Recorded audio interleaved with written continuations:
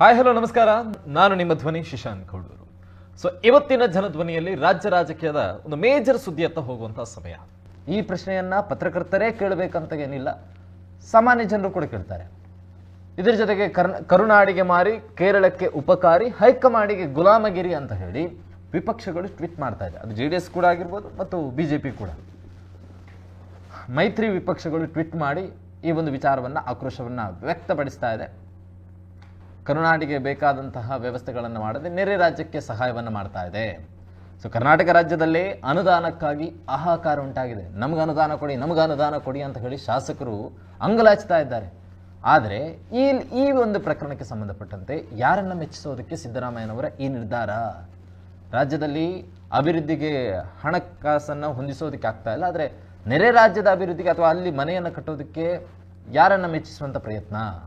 ಕನ್ನಡಿಗರ ತೆರಿಗೆ ದುಡ್ಡಿನಲ್ಲಿ ಕೇರಳದ ನೂತನ ಸಂಸದೆ ಪ್ರಿಯಾಂಕಾ ಕ್ಷೇತ್ರಕ್ಕೆ ಉಡುಗೊರೆಯನ್ನು ಕೊಡುವಂತಹ ಪ್ರಯತ್ನನ ಇದು. ವಯನಾಡು ರಾಹುಲ್ ಗಾಂಧಿಯವರು 2 ಬಾರಿ ಗೆದ್ದಿರುವಂತಹ ಕ್ಷೇತ್ರ, ಕಾಂಗ್ರೆಸ್ನ ಭದ್ರಕೋಟೆ. ಅಲ್ಲಿ ಈ ಬಾರಿ ಪ್ರಿಯಾಂಕಾ ವಾದ್ರಾ ಅವರು ಸ್ಪರ್ಧೆಯನ್ನು ಮಾಡಿ ಉಪಚುನಾವಣೆಯಲ್ಲಿ ಕೂಡ ಗೆದ್ದರು. ಆನೆ ತುಳಿತಕ್ಕೆ ಬಲಿಯಾದಾಗ ಘೋಷಿಸಿದ್ದ 15 ಲಕ್ಷವನ್ನೇ ತಿರಸ್ಕರಿಸಿತ್ತು ಕೇರಳ ಸರ್ಕಾರ. ಈಗ ಮತ್ತೆ ಈ ಒಂದು ಮನೆ ಭಾಗ್ಯವನ್ನು ತಿರಸ್ಕರಿಸಿದ್ರೆ ಕರ್ನಾಟಕ ರಾಜ್ಯದ ಒಬ್ಬ ಘನವೆತ್ತ ಮುಖ್ಯಮಂತ್ರಿಗಳಾಗಿರುವಂತಹ ಸಿದ್ದರಾಮಯ್ಯನವರಿಗೆ ಮರ್ಯಾದೆ ಇದೆಯಾ?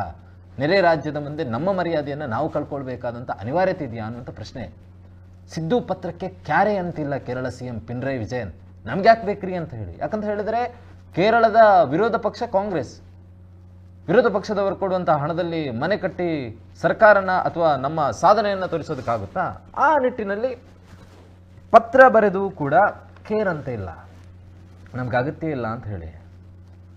ಒಂದು ಬಾರಿ ತಿಳ್ಕೊಳ್ಬೇಕು, ಈ ಹಿಂದೆ ಕೇರಳದಲ್ಲಿ ಒಬ್ಬ ಮಾವುತನಿಗೆ ಆನೆ ತುಳಿತ ಆಗಿ 15 ಲಕ್ಷವನ್ನ ಇದೇ ಕರ್ನಾಟಕ ಸರ್ಕಾರ ನೀಡಿತ್ತು. 15 ಲಕ್ಷ. ಕಾರಣ ಏನು ಅಂತ ಹೇಳಿದ್ರೆ, ರಾಹುಲ್ ಗಾಂಧಿ ಅವರು ಆ ಸಂದರ್ಭದಲ್ಲಿ ಭೇಟಿಯನ್ನು ನೀಡಿದಂಥ ಸಂದರ್ಭದಲ್ಲಿ ಕರ್ನಾಟಕಕ್ಕೂ ಕೂಡ ಒಂದು ರಿಕ್ವೆಸ್ಟ್ ಅನ್ನು ಮಾಡಿದ್ರು. ಕರ್ನಾಟಕದಿಂದ ಬಂದಿರುವಂಥ ಆನೆಯಿಂದ ಆ ವ್ಯಕ್ತಿ ಸಾವನ್ನಪ್ಪಿದ್ದ, ಅದಕ್ಕೋಸ್ಕರ ಕರ್ನಾಟಕದಿಂದಲೂ ಪರಿಹಾರ ಬರಬೇಕು ಅಂತ ಹೇಳಿ ಕೇಳಿದಂಥ ಸಂದರ್ಭದಲ್ಲಿ ಕರ್ನಾಟಕದ ಈಶ್ವರ್ ಖಂಡ್ರೆ ಅವರು ಕೂಡ 15 ಲಕ್ಷ ಕೊಟ್ಬಿಡ್ತೀವಿ, ಮುಖ್ಯಮಂತ್ರಿಯವರ ಮಾತಾಡಿದ್ದೀವಿ ಅಂತ ಹೇಳಿ 15 ಲಕ್ಷವನ್ನು ಘೋಷಣೆ ಮಾಡ್ತಾರೆ. ಆದರೆ ಕೇರಳ ಸರ್ಕಾರ ಅದನ್ನು ತಿರಸ್ಕರಿಸುತ್ತೆ. ಇಲ್ಲ, ನಮ್ಗೆ ಬೇಕಾಗಿಲ್ಲ ನಿಮ್ಮ ಹಣ ಅಂತ ಹೇಳಿ.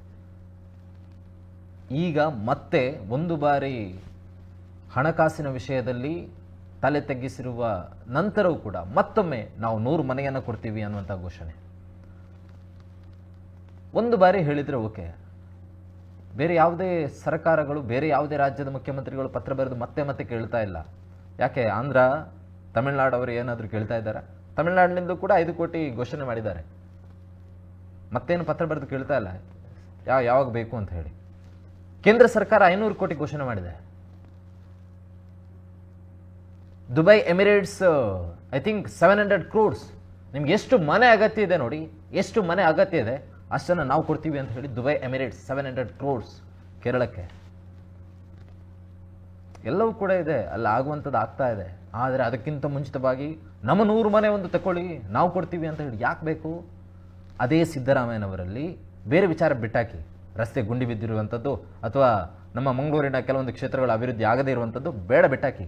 ಶಿರೂರಲ್ಲಿ ಪಾಪ ಮನೆ ಇಲ್ಲದೆ, ಸ್ವಂತ ಮನೆ ಇಲ್ಲದೆ, ಸಂಬಂಧಿಕರ ಮನೆಯಲ್ಲಿ, ಅತ್ತೆ ಮನೆಯಲ್ಲಿ, ಅಮ್ಮಂದಿರ ಮನೆಯಲ್ಲಿ ಅಷ್ಟೇ ಯಾಕೆ ಗಂಜಿ ಕೇಂದ್ರಗಳಲ್ಲಿ ಎಷ್ಟೋ ಕುಟುಂಬಗಳು ಕೂಡ ಇವತ್ತಿಗೂ ಇದೆ. ಇವತ್ತಿಗೂ ಅಟ್ ಪ್ರೆಸೆಂಟ್ ಅವರ ಬಗೆಗೆ ಒಂದು ಕಾಳಜಿ ಬೇಕಲ್ವಾ ಸಿದ್ದರಾಮಯ್ಯನವರೇ? ರಾಜ್ಯದ ಜನತೆ ಬಗೆಗೆ ಒಂದು ಕಾಳಜಿ ಇರಲಿ. ಒಂದು ಕಣ್ಣಿಗೆ ತುಪ್ಪ, ಒಂದು ಕಣ್ಣಿಗೆ ಸುಣ್ಣ ಅನ್ನುವಂಥ ಮಾತಲ್ಲ. ಮೊದಲಾಗಿ ರಾಜ್ಯದ ಅಭಿವೃದ್ಧಿ ಆಗುವಂಥ ವಿಚಾರದಲ್ಲಿ ಯಾಕೆ ಈ ನಿರ್ಧಾರ ಇಲ್ಲ ಅನ್ನುವಂಥದ್ದು ಗೊತ್ತಾಗ್ತಲ್ಲ. ಇದೇ ವಿಚಾರವಾಗಿ ನಾವು ಚರ್ಚೆಯನ್ನು ಕೂಡ ಮುಂದುವರಿಸೋಣ.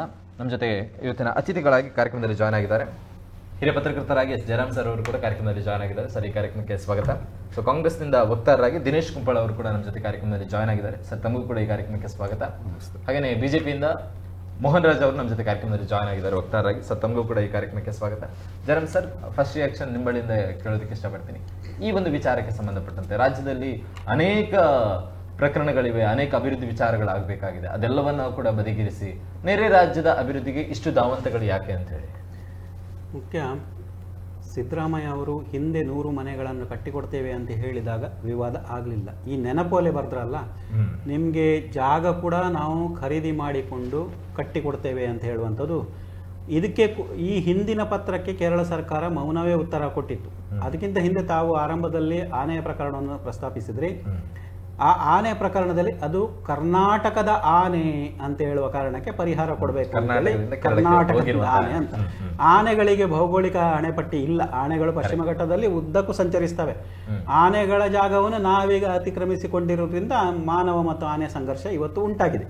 ನಾವು ಪರಿಸರದ ದೃಷ್ಟಿಯಿಂದ ನಾವು ನೋಡೋದಾದ್ರೆ, ಯಾಕಂದ್ರೆ ನಮಗಿಂತ ಮನುಷ್ಯ ಈ ಆಧುನಿಕ ಮನುಷ್ಯ ಬರೋದಕ್ಕೆ ಎಷ್ಟೋ ಮೊದಲೇ ಆನೆಗಳು ಇದ್ವು ಈ ಭೂಮಿಯಲ್ಲಿ. ನಮ್ಮ ಬುದ್ಧಿಶಕ್ತಿ ಅವುಗಳಿಗೆ ಒಂದು ಆವಾಸ ಸ್ಥಾನ ಇಲ್ಲ ಮಾಡಿದೆ, ಅದು ಪ್ರತ್ಯೇಕ ವಿಷಯ. ಆದರೆ ಆವಾಗ 15 ಲಕ್ಷ ಕೊಡಲಿಕ್ಕೆ ಹೇಳಿದ್ದು ಕರ್ನಾಟಕದ ಆನೆ ಆ ಕೇರಳದ ಪ್ರಜೆಯನ್ನು, ಕೇರಳದ ವ್ಯಕ್ತಿಯನ್ನು ಕೊಂದಿದೆ. ಆದ್ದರಿಂದ ಅವರಿಗೆ 15 ಲಕ್ಷ ಕೊಡಬೇಕು ಅಂತೇಳಿ ಕಡತವನ್ನು ತಯಾರು ಮಾಡಿದ್ದು. ಇವತ್ತು ಬೆಳಗಾವಿಯಲ್ಲಿ ಸುವರ್ಣ ವಿಧಾನಮಂಡಲ ಇದು ನಡೀತಾ ಇರುವಾಗ, ಅಧಿವೇಶನ ನಡೀತಿರುವಾಗ 9ನೇ ತಾರೀಕಿಗೆ ಬರೆದಂಥ ಪತ್ರ ಮರುದಿವಸ ಅಂದರೆ 10ನೇ ತಾರೀಕಿಗೆ ಬಹಳ ದೊಡ್ಡ ಚರ್ಚೆ ಆಗಿದೆ. ಭಾರತೀಯ ಜನತಾ ಪಕ್ಷ ಅದನ್ನೊಂದು ಬಹಳ ದೊಡ್ಡ ಅಸ್ತ್ರವನ್ನಾಗಿ ಮಾಡಿದೆ. ಈ ಸಿಲೆಕ್ಟೆಡ್ ಹ್ಯುಮ್ಯಾನಿಟೇರಿಯನ್ ಅಂದರೆ ಆಯ್ದ ಮಾನವೀಯತೆ. ಯಾಕೆ ನಮ್ಮಲ್ಲೇ ರೈತರ ಆತ್ಮಹತ್ಯೆ ಆಗಿದೆ ಅಲ್ಲ, ಅವರಿಗೆ ಏನು ಮಾಡ್ತಾ ಇದ್ದೀರಿ, ಬೆಳೆ ನಾಶ ಆದಾಗ ಏನು ಮಾಡ್ತಿದ್ದೀರಿ, ಇದು ಯಾವುದಕ್ಕೂ ಕೊಡದೆ ನೀವು ಅವರಿಗೆ ನೆನಪೋಲೆ ಯಾಕೆ ಬರಿತಾ ಇದ್ದೀರಿ ಅಂಥೇಳಿ.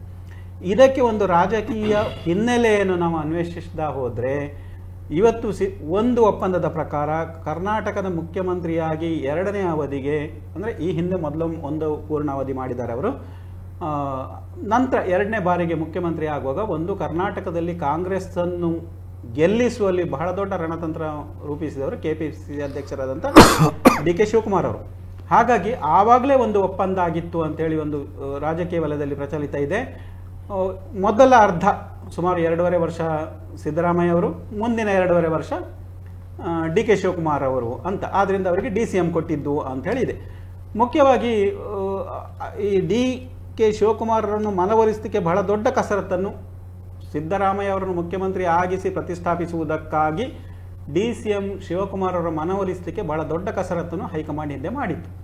ಈ ಹಿನ್ನೆಲೆಯಲ್ಲಿ ಇವತ್ತು ಎಲ್ಲ ಅಧಿಕಾರ ಕೂಡ ಕಾಂಗ್ರೆಸ್ಸಲ್ಲೇ ಹೈಕಮಾಂಡ್ ಕೇಂದ್ರಿತ. ಹಾಗೆ ಇರುವಾಗ ವಯನಾಡಿನ ಮೊದಲಿನ ಸಂಸದರು ರಾಹುಲ್ ಗಾಂಧಿ ಅವರು, ಈಗಿನ ಸಂಸದರು ಪ್ರಿಯಾಂಕಾ ವಾದ್ರಾ ಅವರು, ಅವರ ಪರ ಪ್ರಚಾರಕ್ಕೆ ಕೂಡ ಕರ್ನಾಟಕದ ಮುಖ್ಯಮಂತ್ರಿ ಅಲ್ಲಿ ಹೋಗಿದ್ರು. ಎಲ್ಲ ಹಿನ್ನೆಲೆಯನ್ನು ನೋಡುವಾಗ ತನ್ನ ರಾಜಕೀಯ ಕುರ್ಚಿಯನ್ನು ಭದ್ರ ಮಾಡಲಿಕ್ಕಾಗಿ ಸಿದ್ದರಾಮಯ್ಯ ಅವರು ಈ ನೆನಪೋಲೆಯನ್ನು ಬರೆದಿರಬಹುದು ಅಂತೇಳಿ ಒಂದು ತರ್ಕಕ್ಕೆ ಬರಲಿಕ್ಕೆ ಸಾಧ್ಯ ಇದೆ. ಮುಖ್ಯ ಮನೆ ಕಟ್ಟುವುದಕ್ಕೆ ಅವಶ್ಯವಾದ ಭೂಮಿಯನ್ನು ಕೂಡ ನಾವು ಖರೀದಿಸಿ ಯಾಕೆ ಕೊಡಬೇಕು ಅಂತ ಹೇಳುವಂಥದ್ದು ಇವತ್ತು ಪ್ರಮುಖ ವಿರೋಧ ಪಕ್ಷ ಆದಂಥ ಕರ್ನಾಟಕ ವಿಧಾನಸಭೆ ಪ್ರಮುಖ ವಿರೋಧ ಪಕ್ಷವಾಗಿರುವಂತಹ BJPಯ ಪ್ರಶ್ನೆ. ಈ ಭೂಮಿಯ ಕೊಡುಗೆಯೇ ಮುಖ್ಯಮಂತ್ರಿ ಏನು ಪ್ರಸ್ತಾಪ ಮಾಡಿದ್ದಾರೆ ಅದು BJPಯನ್ನು ತುಂಬ ಕೆರಳಿಸಿದೆ. BJP MLC CT ರವಿ ಏನು ಹೇಳ್ತಾರೆ, ವಯನಾಡಿಗೆ ಮಾತ್ರ ಯಾಕೆ ಅಷ್ಟು ಪ್ರೇಮ, ಮುಖ್ಯಮಂತ್ರಿಗಳಿಗೆ ವಯನಾಡು ಅಂದರೆ ಏನು ಅಷ್ಟು ಅಕ್ಕರೆ ಅಂತ ಹೇಳಿ ಪ್ರಶ್ನಿಸ್ತಾರೆ. ಕೇರಳಕ್ಕೆ ಮಾನವೀಯ ನೆರವು ನೀಡುವುದಕ್ಕೆ ತಕರಾರು ಇಲ್ಲ, ಆದರೆ ವಯನಾಡಿಗೆ ಮಾತ್ರ ಯಾಕೆ? ಈ ಪ್ರಶ್ನೆಗೆ ಬಹಳ ಒಂದು ಜಿಜ್ಞಾಸೆ ಏರ್ಪಡ್ತದೆ. ಯಾಕಂದರೆ ಕೆಲವು ವರ್ಷಗಳ ಹಿಂದೆ ಕೊಡಗಿನಲ್ಲಿ ಕೂಡ ಬೆಟ್ಟ ಕುಸಿತ ಆಗಿತ್ತು, ಊರೇ ನಾಶ ಆಗಿದೆ. ಇವತ್ತಿಗೂ ಗಡಿ ಗುರುತು ಸರಿಯಾಗಿ ಮಾಡಲಿಕ್ಕೆ ಆಗಲಿಲ್ಲ. ಹೆಚ್ಚು ಕಡಿಮೆ ಅಷ್ಟು ಪ್ರಬಲವಾದ ಪ್ರಕರಣ ಅಲ್ಲದೇ ಇದ್ರೂ ಕೂಡ ಈ ವರ್ಷ ಶಿರೂರಿನಲ್ಲಿ ನಡೆದಂಥದ್ದು ಕೂಡ ಅಷ್ಟೇ ಅಂದರೆ ಅಷ್ಟು ಸಿವಿಯರ್ ಅಲ್ಲದಿದ್ರೂ ಕೂಡ ಒಂದು ಗಂಭೀರವಾದ ಸಮಸ್ಯೆ. ಆಗ ತಾವು ಪ್ರಸ್ತಾಪಿಸ ಮಾಡಿದಾಗ ಅಲ್ಲಿಗೆ ಇವತ್ತಿನ ತನಕ ಪರಿಹಾರ ಏನು ಆಗಿದೆ ಎಂಬುದು ಗೊತ್ತಿಲ್ಲ. ಆದರೆ ಆ ಸಂದರ್ಭದಲ್ಲಿ ಒಬ್ಬ ಲಾರಿ ಚಾಲಕನ ಹುಡುಕಾಟಕ್ಕಾಗಿ ಕೇರಳ ಬಹಳ ಮುತುವರ್ಜಿ ವಹಿಸಿತ್ತು.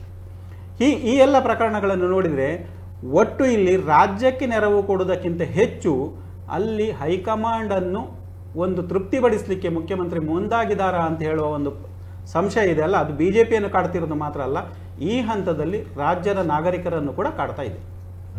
ಓಕೆ ದಿನೇಶ್ ಸರ್, ಈಗಾಗಲೇ ಈ ವಿಚಾರಕ್ಕೆ ಸಂಬಂಧಪಟ್ಟಂತೆ ತಮ್ಮ ಫಸ್ಟ್ ರಿಯಾಕ್ಷನ್ ಹೇಳೋದಾದ್ರೆ, ಶಿರೂರಲ್ಲೂ ಕೂಡ ಅನೇಕ ದುರ್ಘಟನೆಗಳು ನಡೆದಿದೆ, ಅಲ್ಲಿಗೆ ಇನ್ನೂ ಕೂಡ ಯಾವುದೇ ರೀತಿಯಾದಂತಹ ಬೇಕಾಗಿರುವಂತಹ ವ್ಯವಸ್ಥೆಗಳಾಗಿಲ್ಲ. ಅದಕ್ಕಿಂತ ಮುಂಚಿತವಾಗಿ ಕೇರಳದ ಅವಶ್ಯಕತೆ ಇತ್ತ ಅಂತ ಹೇಳಿ? ಬಹುಶಃ ನಮ್ಮ ದೇಶದಲ್ಲಿ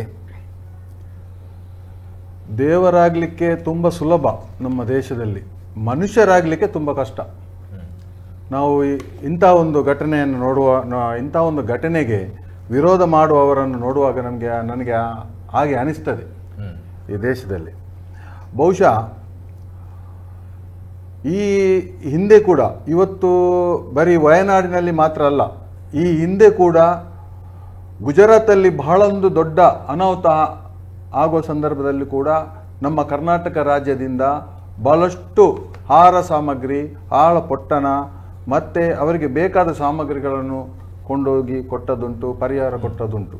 ಗುಜರಾತಿಗೆ ಮಾತ್ರ ಅಲ್ಲ, ನಮ್ಮ ದೇಶದ ಎಲ್ಲ ಕಡೆಗೆ ನಾವು ಕೊಟ್ಟದುಂಟು. ಇದೊಂದು ಅಲ್ಲ, ನಮ್ಮ ರಾಜ್ಯದಲ್ಲಿ ಹೇಳುದು, ದೇಶದ ಬಿಡಿ, ನಮ್ಮ ರಾಜ್ಯದಿಂದ ಮತ್ತೊಂದು ರಾಜ್ಯಕ್ಕೆ ಸಹಾಯಹಸ್ತ ಮಾಡುವುದು ತಪ್ಪಂತ ಹೇಳುದು ನಾನು ಅದನ್ನು ಒಪ್ಪತಕ್ಕಂಥ ಮಾತೇ ಅಲ್ಲ.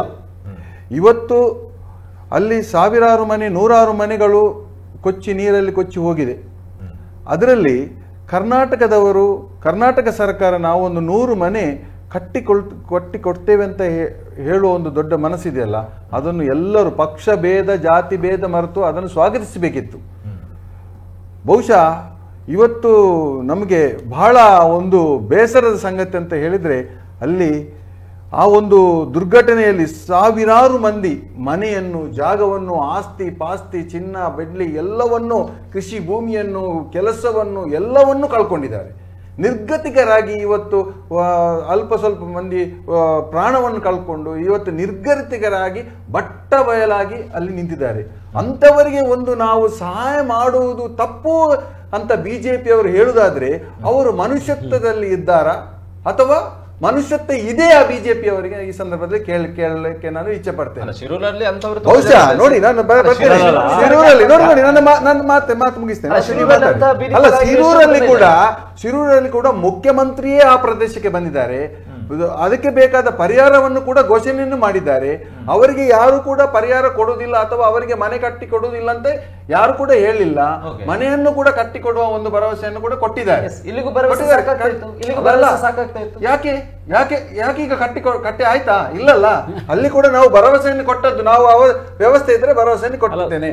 ಬಹುಶಃ ಇವತ್ತು ನೀವು ಕೇರಳದ ಮುಖ್ಯಮಂತ್ರಿ ನಮಗೆ ಮಾತಾಡಿಸಲಿಲ್ಲ, ನಮ್ಮ ಅವ್ರ ಧ್ವನಿ ಕೂಡಿಸಲಿಲ್ಲ ಅಂತ ನೀವೊಂದು ಅಪಹಾಸ್ಯವಾಗಿ ಹೇಳುವುದಿದೆಯಲ್ಲ, ಇದು ಖಂಡಿತವಾಗಿ ತಪ್ಪು.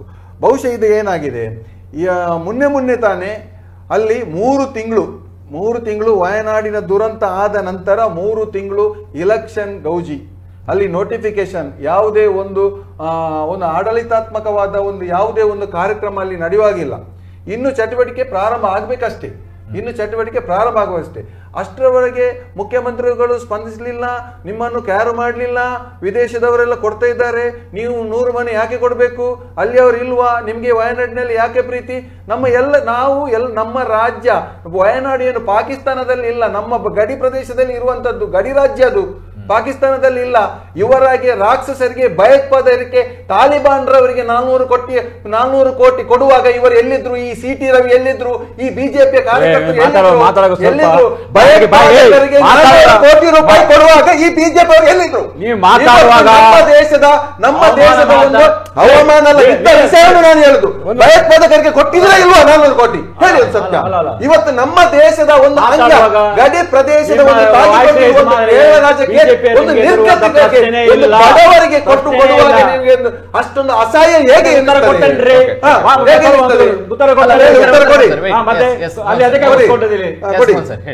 ನೋಡಿ, ಇವತ್ತು ಒಂದು ಮನುಷ್ಯತ್ವದಲ್ಲಿ ಇರುವ ಉಪಕಾರ ಮಾಡುವುದಕ್ಕೆ ಯಾವುದೇ ರೀತಿಯಲ್ಲಿ ಭಾರತೀಯ ಜನತಾ ಪಾರ್ಟಿ ಆಕ್ಷೇಪ ಮಾಡುವುದಲ್ಲ, ಗೊತ್ತಿರಲಿ ನಿಮಗೆ.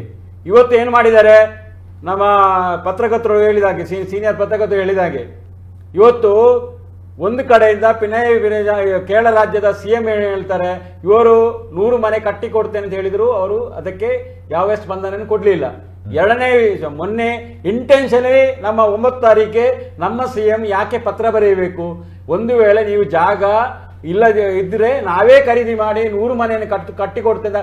ಅಗೇನ್ ಒಮ್ಮೆ ಇವರು ಹೇಳಿದಂತಹ ಪ್ರಸ್ತಾಪನ ಅವರು ತಿರಸ್ಕರಿಸಿದ ನಂತರ ಇನ್ನೊಮ್ಮೆ ಪತ್ರ ಬರುವಂತ ಅಲ್ಲಿ ಯಾಕೆ ಬಂತು ಒಂದು ಪ್ರಶ್ನೆ. ಇಲ್ಲಿ ಇವರು ಹೇಳಿದ್ರು ಮನುಷ್ಯತ್ವ ಇಲ್ವಾ? ನೋಡಿ, ಬಿಜೆಪಿ ನೇತೃತ್ವದ ಕೇಂದ್ರ ಸರ್ಕಾರ 500 ಕೋಟಿ ರೂಪಾಯಿ ಇದೇ ಕೇರಳಕ್ಕೆ ಕೊಟ್ಟಿದೆ, ಹಾಗಾದ್ರೆ ಮನುಷ್ಯತ್ವ ನಮಗೆ ಉಂಟಾ ಇಲ್ವಾ ಪ್ರಶ್ನೆ ಬಂತಲ್ಲ. ಒಂದು ಹೇಳಿ. ಎರಡನೇ ವಿಚಾರ ಏನಂದ್ರೆ, ಇವರು ಹೇಳ್ತಾರೆ ನಮ್ಮ ಹತ್ತಿರದ ರಾಜ್ಯ ಅಂತ ಹೇಳ್ತಾರೆ. ಒಂದು ಗೊತ್ತಿರಲಿ, ಇವತ್ತು ಕರ್ನಾಟಕದಲ್ಲಿ ಎಷ್ಟೋ ಜನ ರೈತರು ಬೆಳೆ ನಾಶನಾಗಿ ಪರಿಹಾರ ಕೊಡುವ ಯೋಗ್ಯತೆ ಇವರಿಗಿಲ್ಲ. ಒಂದು ಕಡೆಯಿಂದ ಮೊನ್ನೆ ಗೊತ್ತಿರಬಹುದು, ಬಳ್ಳಾರಿಯಲ್ಲಿ ಬಾಣಂತಿಯರು ಸಾವಾಗಿದೆ, ಅವರಿಗೆ ಪರಿಹಾರ ಕೊಡುವಂತ ಯೋಗ್ಯತೆ ಈ ಕಾಂಗ್ರೆಸ್ನವರಿಗಿಲ್ಲ. ಎಷ್ಟೋ ರೋಡು ಸ್ಟೇಟ್ ರಸ್ತೆಗಳು ಗುಂಡಿ ಅಲ್ಲೆಲ್ಲ ಇದ್ದು ಅವ್ಯವಸ್ಥೆಯಲ್ಲಿದೆ, ಅದಕ್ಕೆ ಕಾಮಗಾರಿಗೆ ಅನುದಾನ ಕೊಡುವ ಯೋಗ್ಯತೆ ಇವರಿಗಿಲ್ಲ. ಪ್ರತಿಯೊಂದು ಶಾಸಕರು ಕೂಡ ಇವತ್ತು ರೊಚ್ಚುಗೊಳ್ಳುವಂತ ಕೆಲಸ ಇದರಲ್ಲಿ, ಯಾಕಂದ್ರೆ ಪ್ರತಿಯೊಬ್ಬರಿಗೆ ಅನುದಾನ ಇಲ್ಲ. ಇವತ್ತು ಪ್ರತಿ ಕ್ಷೇತ್ರದಲ್ಲಿ ಕೂಡ ನೋಡಿ ಯಾವುದೇ ಅಭಿವೃದ್ಧಿ ಕಾರ್ಯ ಆಗುತ್ತೇ ಇಲ್ಲ. ಅಂತ ಪರಿಸ್ಥಿತಿಯಲ್ಲಿ ಇವರು ಕೇಳಕ್ಕೆ 100 ಮನೆ ಕಟ್ಟಿ ಕೊಡ್ತೇವೆ ಅಂತ, ಅದು ಒಂದು ವೇಳೆ ನೋಡಿ ಪಿನರಾಯಿ ವಿಜಯನ್ ಇವರು ಹೇಳಿದಾಗ ಸ್ಪಂದನೆ ಕೊಡ್ತಿದ್ರು, ಓಕೆ, ಇವರು ಸ್ಪಂದನೆ ಕೊಡುವುದಿಲ್ಲ, ಮತ್ತೊಂದು ಬರ್ತಾರೆ. ಯಾಕೆಂದು ಹೇಳ್ತೇನೆ, ವಯನಾಡಿನಲ್ಲಿ ಈ ಹಿಂದೆ ಇದ್ದವರು ಇವರ ಹೈಕಮಾಂಡ್ ಲೀಡರ್ ರಾಹುಲ್ ಅವರು ಸಂಸದರಾಗಿದ್ದರು, ಈಗ ಪ್ರಿಯಾಂಕಾ ಅವರು ಸಂಸದರಾಗಿದ್ದಾರೆ. ಯಾಕೆಂದ್ರೆ ಇದೇ ಸಿದ್ದರಾಮಯ್ಯವರ ಸೀಟು ಅಲುಗಾಡುತ್ತಾ ಇದೆ, ಒಂದು ಕಡೆಯಿಂದ ಅಗರಗಣ ಅವರು ಸುತ್ತುತ್ತಾ ಇದೆ. ಯಾವಾಗ ತನ್ನ ಸಿಎಂ ಸೀಟು ಹೋಗುತ್ತೆ ಅದಕ್ಕೇನು ಭದ್ರ ಮಾಡಿಕೊಳ್ಳುವಂತ ದೃಷ್ಟಿಕೋನ ಹೈಕಮಾಂಡ್ ಅನ್ನು ವೆಚ್ಚಿಸೋಸ್ಕರ ಈ 100 ಮನೆ ಮತ್ತೆ ಯಾವುದೇ ಜನರ ಕಣ್ಣರಿಸುವಂತ ಕೆಲಸ ಅಲ್ಲ. ಯಾಕಂದ್ರೆ ಇವತ್ತು ನೋಡಿರ್ಬೋದು, ಇವ್ರು ಹೇಳಿದ್ರು ನಾವು ಗುಜರಾತ್ನಲ್ಲಿ ತೊಂದರೆ ಆದಾಗ ನಾವು ಕೊಟ್ಟಿದ್ದೇವೆ, ಕೊಟ್ಟದ್ದು ಆಹಾರ ಸಾಮಗ್ರಿ, ಎಲ್ಲಿ ಕೂಡ ಅನುದಾನ ಕೊಟ್ಟದಿಲ್ಲ. ಒಂದು ಗೊತ್ತಿರಲಿ, ಕೊಟ್ಟದ್ದು ಆಹಾರ. ಇವತ್ತು ಕೂಡ ಎಲ್ಲಿ ಕೂಡ ಸಮಸ್ಯೆ ಆದಾಗ ಪ್ರತಿಯೊಬ್ಬರು ಆ ಆಹಾರ ಸಾಮಗ್ರಿ ಅವರು ಬಟ್ಟೆ ಬರೆಯ ಕೊಡುವಂತ ಕೆಲಸ ನಮ್ಮ ಹಿಂದಿನಿಂದ ಬಂದಂತ ವಿಚಾರ. ಇದಕ್ಕೆ ಸ್ಪಂದನೆ ಕೊಡುವಂತ ಇಡೀ ದೇಶದಲ್ಲಿ ಮಾಡಿದ್ದೇವೆ, ಎಲ್ಲಿ ಕೂಡ ಆದ್ರು. ಇವತ್ತು ನೋಡಿ ಕರ್ನಾಟಕ ರಾಜ್ಯದ ಒಂದು ಶಿರೂರಲ್ಲಿ ಇವರು ಹೇಳಿದ್ರು, ಕರ್ನಾಟಕ ರಾಜ್ಯದಲ್ಲಿರುವಂತಹ ಶಿರೂರಲ್ಲಿ ಆದಂತಹ ಘಟನೆಗೆ ಇವತ್ತು ಪರಿಹಾರ ಹೇಳಿತ್ತು. ಎಷ್ಟೋ ಜನದ ಮನೆ ನಾನು ಮಾತಾಡ್ತೇನೆ, ನೀವು ಮಾತಾಡಿದಾಗ ನಾನು ಮಾತಾಡಲಿಲ್ಲ, ಹೇಳ್ತೇನೆ, ನಾನು ಕೊಟ್ಟುದೆಲ್ಲ ಹೇಳ್ತೇನೆ ನಿಮ್ಗೆ. ಶಿರೂರಲ್ಲಿ ಇಷ್ಟು ಎಲ್ಲಿ ಹೋಯ್ತು, ಹಾಗಾದ್ರೆ ಅವಿಗೆ ಮನೆ ಕೊಡುವುದಲ್ಲ. ಎಷ್ಟೋ ಜನ ಹೇಳಿದಾಗೆ ಎಷ್ಟೋ ಜನ ಯಾರ್ಯಾರ ಮನೆಯಲ್ಲಿ ವಾಸ ಮಾಡ್ತಾ ಇದ್ದಾರೆ ಶಿರೂರಲ್ಲಿ, ಅವರಿಗೆ ಮನೆ ಕೊಡುವ ಕೆಲಸವನ್ನು ಇವರು ಸಿದ್ದರಾಮಯ್ಯ ಮಾಡ್ಬೇಕಿತ್ತಲ್ಲ. ಅದನ್ನು ಬಿಟ್ಟು ಕೇಳಕ್ಕೆ ಅದು ಹೇಳ್ತೇನೆ, ಒಬ್ಬರಿಗೆ ಮಾನವೀಯತೆ ದೃಷ್ಟಿಯಲ್ಲಿ ಹೆಲ್ಪ್ ಮಾಡೋದಕ್ಕೆ ನಮ್ದೇನು ಆಕ್ಷೇಪ ಇಲ್ಲ, ಯಾಕೆ ಮನುಷ್ಯರು ನಾವು, ಮತ್ತೊಬ್ಬ ಮನುಷ್ಯನಿಗೆ ಹೆಲ್ಪ್ ಮಾಡೋದು ತಪ್ಪು ಅಂತ ಹೇಳುವುದಿಲ್ಲ. ಆದರೆ ಪದೇ ಪದೇ ಒಂದು ಕಡೆಯಿಂದ ಪಿನರಾಯಿ ವಿಜಯನ್ ಯಾವುದೇ ಸ್ಪಂದನೆ ಕೊಡೋದು ಕೂಡ ಇನ್ನೊಮ್ಮೆ ಪತ್ರ ಬರೆಯುವುದಂದ್ರೆ ಏನೋ ವಯನಾಡಿನಲ್ಲಿ ಇರಬೇಕಲ್ಲ. ಆ ಪೈಪ್ ಅವರ್ ಪವನ್ ಯಾಕಂದ್ರೆ ಅಲ್ಲಿ ಸಂಸದರಾಗಿರತಕ್ಕಂಥವರು ಹೈಕಮಾಂಡ್ ಲೀಡರ್, ಅವರಿಗೆ ಮೆಚ್ಚಿಸುವಂತ ಕೆಲಸಕ್ಕೋಸ್ಕರ ಸಿದ್ದರಾಮಯ್ಯ ಇದನ್ನು ಖಂಡಿಸ್ತೇವೆ. ಪ್ರತಿ ಇವರಿಗೆ ನಮ್ಗೆ ಮನುಷ್ಯತೆ ಇಲ್ಲದಲ್ಲ, ಮನುಷ್ಯತೆ ಇದ್ದೇ ಖಂಡಿಸ್ತೇವೆ ನಾವು. ದಿನೇಶ್ ಅವರೇ, ಈಗ ವಿಪಕ್ಷಗಳ ವಾದ ಇರುವಂತದ್ದು ಏನು ಅಂತ ಹೇಳಿದ್ರೆ, ಮಾನವೀಯತೆಯ ದೃಷ್ಟಿಯಲ್ಲಿ 100 ಮನೆಯನ್ನ ಘೋಷಣೆ ಮಾಡುವಂತದ್ದು ಸರಿ, ಅದರಲ್ಲಿ ಏನೇ ತಪ್ಪಿಲ್ಲ, ಮಾಡಿರುವಂತ ಘೋಷಣೆ ಸರಿಯಾಗಿದೆ. ಆದರೆ ಮತ್ತೆ ಅದನ್ನ ಆ ವಿಚಾರವಾಗಿ ಇನ್ನೊಂದು ಪತ್ರವನ್ನ ಬರೆದು ಮನೆಯನ್ನ ಕಟ್ಟಿಕೊಡುವುದರ ಜೊತೆಯಾಗಿ ಒಂದು ವೇಳೆ ತಮಗೆ ಏನಾದ್ರೂ ಭೂಮಿಗೆ ತೊಂದರೆ ಇದ್ದರೆ ಅದನ್ನೂ ಕೂಡ ನಾವು ಖರೀದಿ ಮಾಡಿ ಕೊಡ್ತೀವಿ ಅನ್ನುವಂತಹ ದಾವಂತಗಳನ್ನ ಮಾಡ್ತಾ ಇದ್ದಾರೆ. ಅದಕ್ಕಿಂತ ಮುಂಚೆ ಇಲ್ಲಿ ಶಿರೂರಲ್ಲಿ ಅಂತಹ ಘಟನೆಗಳನ್ನ ವಿಚಾರಕ್ಕೆ ಸಂಬಂಧಪಟ್ಟಂತೆ ಘೋಷಣೆ ಆಗಿದೆ, ಬರೀ ಘೋಷಣೆ ಆಗಿದೆ. ಕೇರಳದಲ್ಲೂ ಕೂಡ ಬರೀ ಘೋಷಣೆ ಸಾಕಾಗಿತ್ತು. ಅದಕ್ಕಿಂತ ಮುಂಚೆ ಶಿರೂರಲ್ಲಿ ಏನಾಗಬೇಕು ಅದನ್ನ ಮಾಡಬೇಕಾಗಿರುವಂತಹ ವ್ಯವಸ್ಥೆಗಳಿತ್ತು, ಅದನ್ನ ಮಾಡಿಲ್ಲ. ಶಾಸಕರಿಗೂ ಕೂಡ ಬಿಡುವುದಿಲ್ಲ, ವಯನಾಡನ್ನು ಬಿಡುವುದಿಲ್ಲ. ಅಲ್ಲಿಯೂ ಕೂಡ ಮನುಷ್ಯರೇ, ಇಲ್ಲಿಯೂ ಕೂಡ ಮನುಷ್ಯರೇ ಇರುವಂತದ್ದು. ಶಿರೂರು ಬೇರೆ ಅಲ್ಲ, ನಮ್ಗೆ ವಯನಾಡು ಬೇರೆ ಅಲ್ಲ. ಶಿರೂರಿಗೆ ನಾವು ಕೊಡುದಿಲ್ಲ ಅಂತ ಎಲ್ಲಿಯೂ ಕೂಡ ಹೇಳಿಲ್ಲ.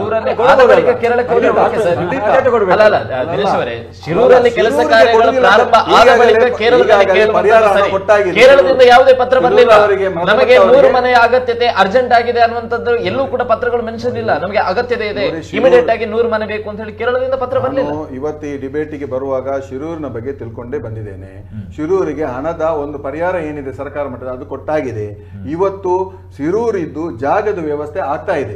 ಅವರಿಗೆ ಮನೆ ಕೊಡುವ ಒಂದು ಭರವಸೆ ಸಿಎಂ ಆ ಸ್ಪಾಟ್ ಅಲ್ಲಿ ಬಂದು ಹೇಳಿದ್ದಾರೆ. ಅವರಿಗೆ ಸಿಎಂ ಸ್ಪಾಟ್ ಅಲ್ಲಿ ಬಂದು ಹೇಳಿದ್ದಾರೆ ಮನೆ ಕೊಡುವುದಿಲ್ಲ ಅಂತ ನಾವು ಹೇಳಿಲ್ಲ. ಇಲ್ಲಿ ಕೂಡ ವಯನಾಡಿಗೆ ಕೂಡ ನಾವು ನಮ್ಗೆ ಇವತ್ತು ಆಗ್ಲಿಲ್ಲ ಅಂತ ಹೇಳಿ ಮತ್ತೊಬ್ಬರಿಗೆ ಕೊಡುವುದನ್ನು ನಿಲ್ಲಿಸುವ ಸಂಪ್ರದಾಯ ನಮ್ಮ ಕಾಂಗ್ರೆಸ್ ಪಕ್ಷದ ಅಲ್ಲ. ಖಂಡಿತವಾಗಿ ಕಾಂಗ್ರೆಸ್ ಪಕ್ಷಕ್ಕೆ ಒಂದು ಅದರದ್ದೇ ಆದ ಒಂದು ಧ್ಯೇಯ ಧೋರಣೆ ಇದೆ. ಯಾರು ಒಂದು ಸಂತ್ರಸ್ತರಿದ್ದಾರೆ ಅವರಿಗೆ ಸಹಾಯ ಮಾಡುವ ಒಂದು ಜಾಯಮಾನ ಕಾಂಗ್ರೆಸ್ನವರಿಗಿದೆ. ಬೇರೆಯವರಿಗೆ ಇವತ್ತು ನಾವೊಂದು ನಮಗೆ ಸಿಗ್ಲಿಲ್ಲ ಅಂತ ಹೇಳಿ ಮತ್ತೊಬ್ಬರಿಗೆ ಸಿಗುವುದನ್ನು ತಡೆಯುವಂತ ಕಾಂಗ್ರೆಸ್ ನಾವಲ್ಲ. ಖಂಡಿತವಾಗಿಯೂ ಅಲ್ಲಿ ಪಿನರಾಯಿ ವಿಜಯನ್ ರವರು ಖಂಡಿತವಾಗಿಯೂ ನಿಮ್ಮ 100 ಮನೆ ಬೇಡ ಅಂತ ಎಲ್ಲಿಯೂ ಹೇಳಿಲ್ಲ. ಅವರು ಯಾವ ಒಂದು ಶಬ್ದದಲ್ಲಿ ಆಗ್ಲಿ ಒಂದು ಹೇಳಿಕೆಯಲ್ಲಿ ಆಗ್ಲಿ ಎಲ್ಲಿಯೂ ಕೂಡ ನೀವು 100 ಮನೆ ಕೊಡುವುದು ಬೇಡ ಅಂತ ಹೇಳಿ ಪಿನರಾಯಿ ವಿಜಯನ್ ಹೇಳಿಲ್ಲ. ಬೇಕು ಅಂತಾನು ಹೇಳಿಲ್ಲ. ಅಲ್ಲ ಬೇಕಂತ ಅವರು ಹೇಳುದಿಲ್ಲ. ಯಾಕೆ ಹೇಳ್ತಾರೆ ಅವರು? ಅಲ್ಲ ಬೇಕು ಅಂತ ಮೊದಲ ನಮ್ಮ ಧರ್ಮ ಸಂತ್ರಸ್ತರಿಗೆ ನಾವು ಸಹಕಾರ ಮಾಡುದು ನಮ್ಮ ಧರ್ಮ. 15 ಲಕ್ಷ ಬೇಡ ಅಂತ ಹೇಳಿದ್ದಾರೆ ಕೇರಳದಲ್ಲಿ. ನಾವು ಕರ್ನಾಟಕದಿಂದ 15 ಲಕ್ಷ ಅವರು ಬೇಡ ಅಂತ ಹೇಳಿದ್ದಕ್ಕೆ ಒಳಗಾದಂತಹ ವ್ಯಕ್ತಿಗೆ 15 ಲಕ್ಷ ಇದೇ ರಾಜ್ಯ ಸರ್ಕಾರ ನೀಡುತ್ತೆ ರಾಹುಲ್ ಗಾಂಧಿ ಹೇಳಿದ ಒಂದೇ ಒಂದು ಕಾರಣಕ್ಕೋಸ್ಕರ. ನೋಡಿ ನಾನೊಂದು ಮಾನ ಮರ್ಯಾದೆ ನಮಗೆ ಉಂಟು. ಇದ್ರೆ ಇವತ್ತು ಸಿದ್ದರಾಮಯ್ಯ ಆ 15 ಲಕ್ಷ ಅಲ್ಲಿ ತಿರಸ್ಕಾರ ಮಾಡ್ತಾರೆ. ಇವರು ಹೇಳಿದೆ ನಾನೇ ತುಳಿತಕ್ಕೆ ಒಳಗಾದಂತ ಜೋಸೆಫ್ಗೆ ಒಟ್ಟು 15 ಲಕ್ಷ ಅಲ್ಲಿ ತಿರಸ್ಕಾರ ಮಾಡಿದ ನಂತರ ಮಾನ ಮರ್ಯಾದೆ ಕೊಡಬಾರ್ದು. ಆನೆ ತುಳಿತದ ವಿಷಯವನ್ನು ಯಾರು ಪ್ರಸ್ತಾಪ ಮಾಡಿದ್ರು? ಪ್ರತಿಯೊಂದು ಪ್ರಾಣಿಗಳಿಗೆ ಲೆಕ್ಕಗಳು ಹೇಳ್ತೇನೆ ನಿಮಗೆ ಗೊತ್ತಾಯ್ತಲ್ವಾ? ನಮ್ಮ ಸಿಎಂಗೆ ಕೇರಳ ಸಿಎಂ ಗೌರವ ಕೊಟ್ಟಿದ್ದಾರೆ, ಅದು ಪ್ರಶ್ನೆ ಇಲ್ಲಿ. ಗೌರವ ಕೊಡದಂತ ಸಂದರ್ಭದಲ್ಲಿ ತಿರಸ್ಕಾರ ಮಾಡಿದ ಸಂದರ್ಭದಲ್ಲಿ ಮತ್ತೆ ನಮ್ಮ ಸಿಎಂ ಯಾವಾಗ ನಿಮಗೆ ಎಷ್ಟು ಕರುಣೆ ಬಂದದಂತ ನಿಮಗೆ ಅಯ್ಯೋ ದೇವರ ಭಯೋತ್ಪಾದಕರಿಗೆ ನೀವು ಕೊಟ್ಟಿದ್ದೀರಿ.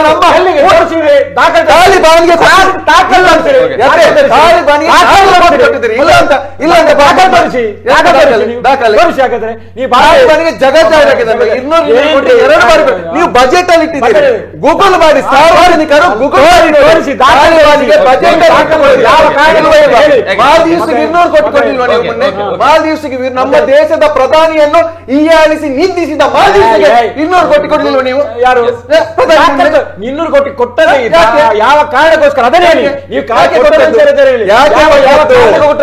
ನಮ್ಮನ್ನು ದೇಶದ್ರೋಹಿ ಅಂತ ಹೇಳಿದ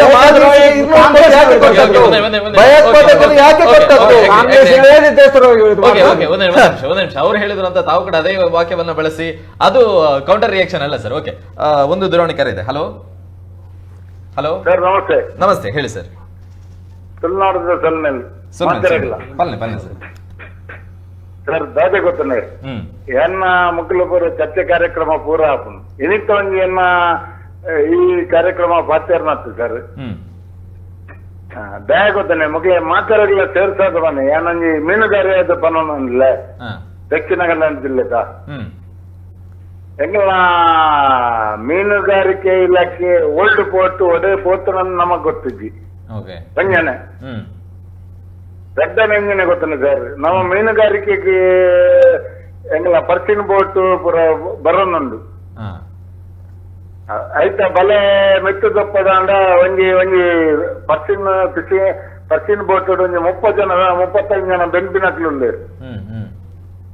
ಅಂತಾರಾಜ್ಯ ಅವರು ಇತರ ರಾಜ್ಯದ ಕಲ್ಕತ್ತಾ ಒರಿಸ್ಸಾ ದಕ್ಕಲು ಬರೋಲ್ಲೇರು ಸರ್.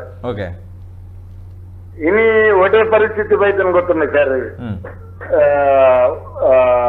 ದಕ್ಷಿಣ ದಕ್ಕದ ಎಂಗ್ಲಿಗೆ ಒಂದು ಬಲೆ ಮಿಟ್ಟು ಬಾಡ್ರೆ ಎಲ್ಲ ಅಂತಾರಾಜ್ಯದ ಕಾರ್ಮಿಕರನ್ನ ಬೆಲೆ ಮನ್ಪರೆ ಬಿಡೋನಿದ್ದೇರು. ನೀವು ನಿಮ್ಮ ಲೈವ್ ಚಾನಲ್ ಎಂಗ್ಲೆ ಸರ್. ಸೊ ಅದು ಓಲ್ ಅನುಭವಕ್ಕೆ ಬತ್ತಿನ ವಿಷಯ ಸರ್. ಐ ಮೀನ್ ಏರ್ ಬಿಡೋದು ದಕ್ಷಿಣದಕ್ಕೆ ಹೊಸದಕ್ಕೆ ನೀವು ಪೋಟದ ಓಲ್ಡ್ ಪೋಟದ ದಕ್ಷಿಣದಕ್ಕೆ ಹೊಸದಕ್ಕೆ ಬಂತೀರು ಮೀನುಗಾರಿಕೆ ಬಂದಾರ ಅಲೆ ಬಂತೀರು. Okay okay okay.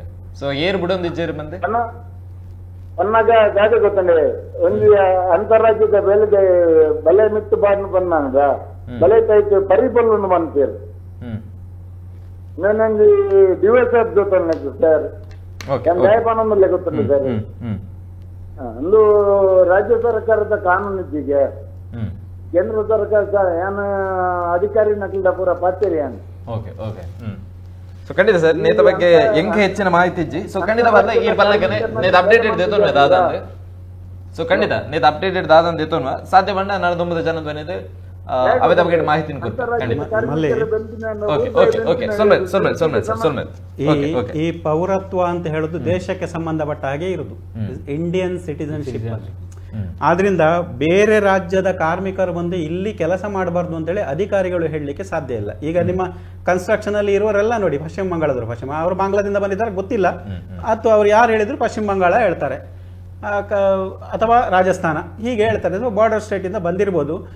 ಆ ವಿಷಯ ಪ್ರತ್ಯೇಕ ಬಿಟ್ಟರೆ ನಾವು ಅದರಲ್ಲಿ ಭಾರತ ದೇಶದ ಯಾವುದೇ ನಾಗರಿಕ ಎಲ್ಲಿ ದೇಶದ ಒಕ್ಕೂಟ ವ್ಯವಸ್ಥೆಯಲ್ಲಿ ಯಾವುದೇ ರಾಜ್ಯದಲ್ಲಿ ಜೀವನೋಪಾಯ ಲೈವ್ಲಿಹುಡ್ ಅನ್ನು ಮಾಡಬಹುದು. ಆದ್ರಿಂದ ಅದಕ್ಕೆ ಅಧಿಕಾರಿಗಳಿಂದಾಗ್ಲಿ ಸರ್ಕಾರದಿಂದಾಗ್ಲಿ ಅಡ್ಡಿ ಮಾಡ್ಲಿಕ್ಕೆ ಆಗುದಿಲ್ಲ. ಒಂದನೇ ನಾವೀಗ ವಾಪಸ್ ನಮ್ಮ ಕೋರ್ ವಿಷಯಕ್ಕೆ ಬಂದ್ರೆ ನೋಡಿ, ಆಗಸ್ಟ್ನಲ್ಲಿ ಈಗ ನಮ್ಮ ಸರ್ಕಾರದಲ್ಲಿ, ಕರ್ನಾಟಕ ಸರ್ಕಾರದ ಹತ್ರ ಬೇಕಷ್ಟು ದುಡ್ಡಿದ್ರೆ, ತುಂಬಾ ದುಡ್ಡಿದ್ರೆ, ಖಜಾನೆ ತುಂಬಿ ತುಳುಕ್ತಾ ಇದ್ರೆ ಕೊಡೋದಕ್ಕೆ ಯಾರದ್ದು ಆಕ್ಷೇಪ ಇರ್ಲಿಕ್ಕಿಲ್ಲ. ಒಬ್ಬ ಜವಾಬ್ದಾರಿತ ನಾಗರಿಕನಾಗಿ ಅಂತದಕ್ಕೆ ಆಕ್ಷೇಪ ಮಾಡಲಿ. ನಮ್ಮಲ್ಲಿ ಸಂಪತ್ತು ತುಂಬಾ ಇದೆ, ಕೊಡಿ ಅಂತ ಹೇಳ್ಬೋದು.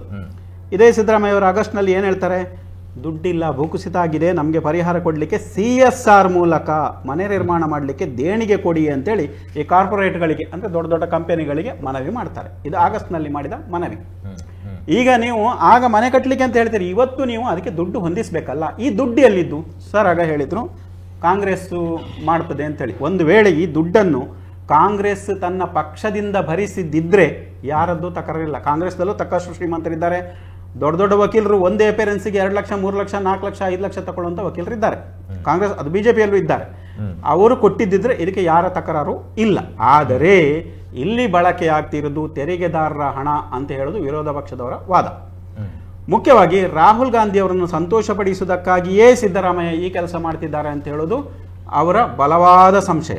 ಹಾಗಿದ್ದರೆ ಅವರು ಕೇಳ್ತಾರೆ, ಬೇಳೂರಿನ ವಡ್ಡರಹಳ್ಳಿಯ ರೈತ ರಂಗಸ್ವಾಮಿಯ ನೋವು ಯಾಕೆ ಮುಖ್ಯಮಂತ್ರಿಗೆ ತಲುಪಲಿಲ್ಲ? ಇಂಥ ಅನೇಕ ರೈತರು ಆತ್ಮಹತ್ಯೆ ಮಾಡಿಕೊಂಡಿದ್ದಾರಲ್ಲ. ನೀವು ಎತ್ತಿನ ಹೊಳೆ ನೀರು ಅವರ ಗದ್ದೆಗಳಿಗೆ, ಹೊಲಗಳಿಗೆ ತಲುಪಲಿಲ್ಲ. ಅದು ಒಂದು ಕಾರಣ. ಅಧಿಕಾರಿಗಳ ಭ್ರಷ್ಟಾಚಾರ ಕಾರಣ. ಎರಡನ್ನೂ ಅವರು ಹೇಳಿದ್ದಾರೆ. ಖುದ್ದು ಮುಖ್ಯಮಂತ್ರಿಯೇ ಭ್ರಷ್ಟಾಚಾರದ ಆರೋಪದಲ್ಲಿ ಸಿಲುಕಿದ್ದಾರೆ ಇವತ್ತು. ಅದನ್ನು ಕೇಂದ್ರ ಸರ್ಕಾರ ತನ್ನನ್ನು ಸಿಲುಕಿ ಹಾಕಿದೆ ಇತ್ಯಾದಿ ಇತ್ಯಾದಿ ಹೇಳಿದ್ರು. ರಾಜಕಾರಣಗಳಿಂದ ನಾವು ಪ್ರತ್ಯೇಕವಾಗಿ ನೋಡಿದ್ರೆ ಅವರ ಮೇಲೂ ಬಹಳ ದೊಡ್ಡ ಭ್ರಷ್ಟಾಚಾರದ ಆರೋಪಗಳಿವೆ. ದೀರ್ಘ ರಾಜಕೀಯ ಅವಧಿಯಲ್ಲಿ ನಾನು ಭ್ರಷ್ಟಾಚಾರ ಮಾಡಿದವಲ್ಲ, ನಾನು ಸಣ್ಣ ಸಣ್ಣದಕ್ಕೆ ಆಸೆ ಮಾಡಲಿಲ್ಲ ಅಂತ ಹೇಳಿದ್ರು. ಈಗ ಕಣ್ಣಿಗೆ ಹೊಡೆದು ಕಾಣುವಂಥದ್ದು ಏನಿದು? ಮೂಢ ಹಗರಣ, ಬೇರೆ ಬೇರೆ ಹಗರಣಗಳು. ನಾವೀಗ ರಾಜ್ಯದ ಆರ್ಥಿಕ ಸ್ಥಿತಿಯತ್ತ ಒಂದು ಕಣ್ಣಾಯಿಸುವ. ಇದನ್ನು ಇವತ್ತು ವಿಧಾನ ಪರಿಷತ್ನಲ್ಲಿ ಮುಖ್ಯಮಂತ್ರಿಗಳೇ ಹೇಳಿದ್ದು. 5 ಗ್ಯಾರಂಟಿ ಯೋಜನೆಗಳಿಗೆ 52,009 ಕೋಟಿ ರೂಪಾಯಿಯನ್ನು ಒದಗಿಸಲಾಗಿದೆ ಬಜೆಟ್ನಲ್ಲಿ. ವಿಧಾನ ಪರಿಷತ್ನಲ್ಲಿ ತಿಪ್ಪೇಸ್ವಾಮಿ ಪ್ರಶ್ನೆಗೆ ಉತ್ತರಿಸಿದ ಮುಖ್ಯಮಂತ್ರಿ ಹೇಳ್ತಾರೆ, 90,280 ಕೋಟಿ ರೂಪಾಯಿ ಸಾಲ ಪಡೆದಿದ್ದೇವೆ 2023-24ರಲ್ಲಿ. ವಿತ್ತೀಯ ಕೊರತೆ 2.6% ಇದೆ. ಆದರೆ ಕರ್ನಾಟಕ ಆರ್ಥಿಕ ಹೊಣೆಗಾರಿಕೆ ಅಧಿನಿಯಮದ ಮಾನದಂಡ ಮತ್ತು ಕೇಂದ್ರ ಸರ್ಕಾರ ನಿಗದಿಪಡಿಸಿದ ಸಾಲ ಮಿತಿಗೆ ಇದು ಒಳಪಟ್ಟಿದೆ ಅಂತ ಹೇಳ್ತಾರೆ. ಅದೇ ಸಂದರ್ಭದಲ್ಲಿ ಹೇಳ್ತಾರೆ, ಅಭಿವೃದ್ಧಿ ವೆಚ್ಚಕ್ಕಾಗಿ 1,14,292 ಕೋಟಿ ರೂಪಾಯಿ ವೆಚ್ಚ ಮಾಡಿದ್ದೇವೆ ಅಂತ ಹೇಳ್ತಾರೆ. ಈಗ ಇದನ್ನು ನಾವು ತುಲನೆ ಮಾಡಬೇಕು. ಯಾಕಂದರೆ ಅಷ್ಟು ವೆಚ್ಚ ಮಾಡಿದಿರಾದರೆ ಯಾಕೆ ಇವತ್ತು ರಸ್ತೆಗಳಲ್ಲಿ ಟಾರ್ಗಿಂತ ಗುಂಡಿಗಳು ಹೆಚ್ಚಿವೆ?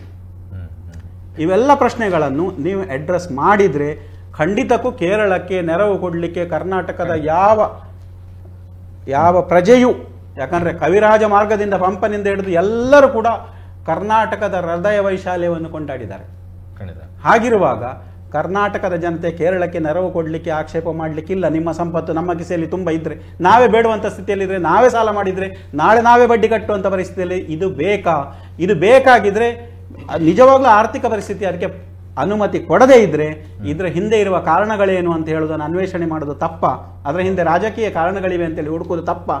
ಯಾಕೆ ಪಿಣರಾಯಿ ವಿಜಯನ್ ಇದನ್ನು ತಗೊಳ್ತಾ ಇಲ್ಲ? ಯಾಕಂದ್ರೆ ಆಗ ಒಂದು ಸಂಪನ್ಮೂಲ ವ್ಯಕ್ತಿಗಳು ಹೇಳಿದ್ರು, ಅಲ್ಲಿ ಕಾಂಗ್ರೆಸ್ ಅದಕ್ಕೆ ವಿರೋಧಿ. ನೋಡಿ, ಬಹಳ ಇಂಡಿಕೂಟದಲ್ಲಿ ಪಿಣರಾಯಿ ವಿಜಯೇಂದ್ರ CPM ಇದೆ, IM ಇದೆ, ಕಾಂಗ್ರೆಸ್ಸು ಇದೆ. ಆದರೆ ಭೌಗೋಳಿಕ ಪರಿಸ್ಥಿತಿಗಳು ಒಂದು ಲಿಮಿಟೇಷನ್ಗೆ ಬಂದಾಗ ಕೇರಳದಲ್ಲಿ ಕಾಂಗ್ರೆಸ್ ಮತ್ತು ಅಧಿಕಾರಾರೂಢ CPM ಪರಸ್ಪರ ವಿರೋಧಿಗಳು.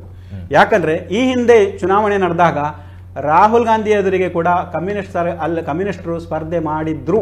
ಅದೇ ಕಮ್ಯುನಿಸ್ಟ್ ಸ್ಪರ್ಧಿ ರಾಹುಲ್ ಗಾಂಧಿ ಅವರ ಕ್ಷೇತ್ರಕ್ಕೆ ಹೋಗಿ ಪ್ರಚಾರ ಮಾಡಿದ್ದಾರೆ. ಈ ದ್ವಂದ್ವ ಯಾಕೆ?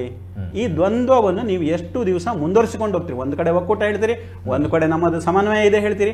ಇಲ್ಲಿ ಬರುವಾಗ ರಾಜಕೀಯ ಬರ್ತದೆ. ಇದೇ ರಾಜಕೀಯ ರಾಹುಲ್ ಗಾಂಧಿಯ ಸ್ಪರ್ಧಾ ಸಂದರ್ಭದಲ್ಲಿ ನಡೆದಂತಹ ರಾಜಕೀಯ ಮತ್ತು ಇವತ್ತು ಕೂಡ ಅದೇ ರಾಜಕೀಯ ನಡೆ ಇಲ್ಲ ಅಂತೇಳಿ ತರ್ಕಿಸುವುದಾದ್ರೂ ಹೇಗೆ?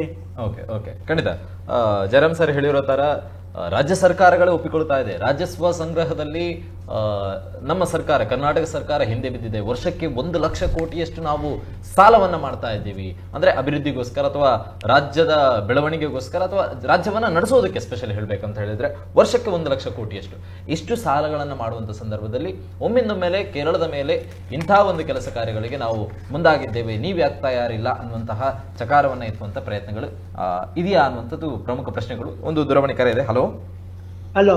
ಎಸ್ ಹೇಳಿ. ಹಲೋ ಹಲೋ ಕೇಳಿಸ್ತಾ ಇದೆ, ಹೇಳಿ. ನೋಡಿ ಸರ್, ನಾವು ಕೇರಳದ ಬಗ್ಗೆ ಹೇಳುವುದಿಲ್ಲ. ಓಕೆ. ಉಡುಪಿ, ದಕ್ಷಿಣ ಕನ್ನಡ, ನಮ್ದೊಂದು ಸಂಸ್ಕೃತಿ ಮೊದಲಿಂದ ನಡ್ಕೊಂಡು ಬರುವುದೊಂದು ಇದಿತ್ತು. ಅದು ಈಗ ಒಂದು ಪಕ್ಷದ ಗೌರ್ಮೆಂಟ್ ಬಂದ ನಂತರ ಎಲ್ಲ ಬಂದ್ ಮಾಡಿದ್ದಾರೆ. ಯಾವ ವಿಚಾರದ ಬಗ್ಗೆ ಹೇಳ್ತಾ ಇದ್ದೀರಾ ಸರ್? ಯಾವ ವಿಚಾರದ ಬಗ್ಗೆ ಹೇಳ್ತಾ ಇದ್ದೀರಾ? ಕೋಳಿ ಅಂಕದ ಬಗ್ಗೆ. ನೋಡಿ, ಲಕ್ಷ್ಮೀ ಹೆಬ್ಬಾಳ್ಕರ್ ಅವರು ಹೇಳಿದ್ದಾರೆ ಉಡುಪಿಯಲ್ಲಿ, ನಿಮ್ಮ ಮಾಮೂಲು ಯಾವುದು ಇದುಂಟು ದೇವಸ್ಥಾನದ್ದು ಇದರಲ್ಲಿ ಉಂಟು, ನೀವು ಮಾಡಿ, ಶಾಮಿಯಾನ ಹಾಕ್ಬೇಡಿ, ಇದು ಚಪ್ಪರ್ ಹಾಕ್ಬೇಡಿ, ಇದು ಮಾಡಬೇಡಿ ಅಂತ ಹೇಳಿದ್ದಾರೆ. ಆದ್ರೆ ನಾವು ಯಾವುದು ಮಾಡದಿದ್ರು ಕೂಡ ಕೆಲವು ಕಡೆ ಪರ್ಮಿಷನ್ ಕೊಡ್ತಾರೆ, ಮತ್ತೆ ಕೆಲವರು ಮಾಡಬಾರ್ದು ಅಂತ ಹೇಳ್ತಾರೆ. ಉಡುಪಿ ಜಿಲ್ಲೆಯಲ್ಲಿ ಅತಿ ಹೆಚ್ಚಾಗಿ ಇದಾಗಿದೆ ಅದು. ಒಂದು ಜಿಲ್ಲೆಯಲ್ಲಿ ರಾಜಾರೋಷವಾಗಿ ನಡೀತಾ ಉಂಟು, ದಕ್ಷಿಣ ಕನ್ನಡ ಜಿಲ್ಲೆಯಲ್ಲಿ. ಆದ್ರೆ ನಮ್ದು ದೈವ ದೇವಸ್ಥಾನದ ಈ ಇದುಂಟು ಮೊದಲಿಂದು, ನಾವು ಹುಟ್ಟೋ ಮೊದ್ಲಿಗಿಂತ, ನಂಗೆ 72 ವರ್ಷ ಆಯ್ತು, ನಾವು ಹುಟ್ಟೋ ಮೊದಲಿಂದಲೂ ಇತ್ತದು. ಅದು ಈಗ ಹಾಗೆ ಯಾಕೆ?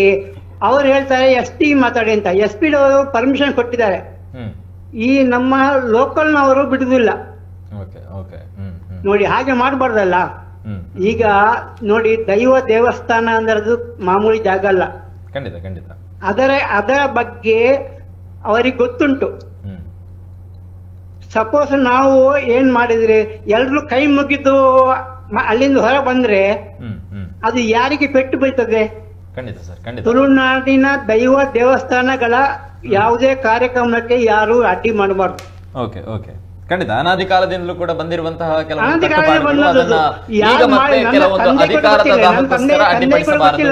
ಯಾವ ಕಾರಣ ಸ್ಟಾರ್ಟ್ ಆಗಿ ಅಂತೇಳಿ. ಖಂಡಿತ ಖಂಡಿತ ಖಂಡಿತ ಸರ್. ಆದ್ರೆ ಈಗ ಏನಾಗಿದೆ ಗೊತ್ತುಂಟಾ? ಈಗ ಏನಾಗಿದೆ ಗೊತ್ತುಂಟಾ? ಅವರಿಗೆ ಬೇಕಾದ್ರೆ ಪರ್ಮಿಷನ್ ಕೊಡ್ತಾರೆ, ಬೇರೆಯವರಿಗೆ ಇಲ್ಲ.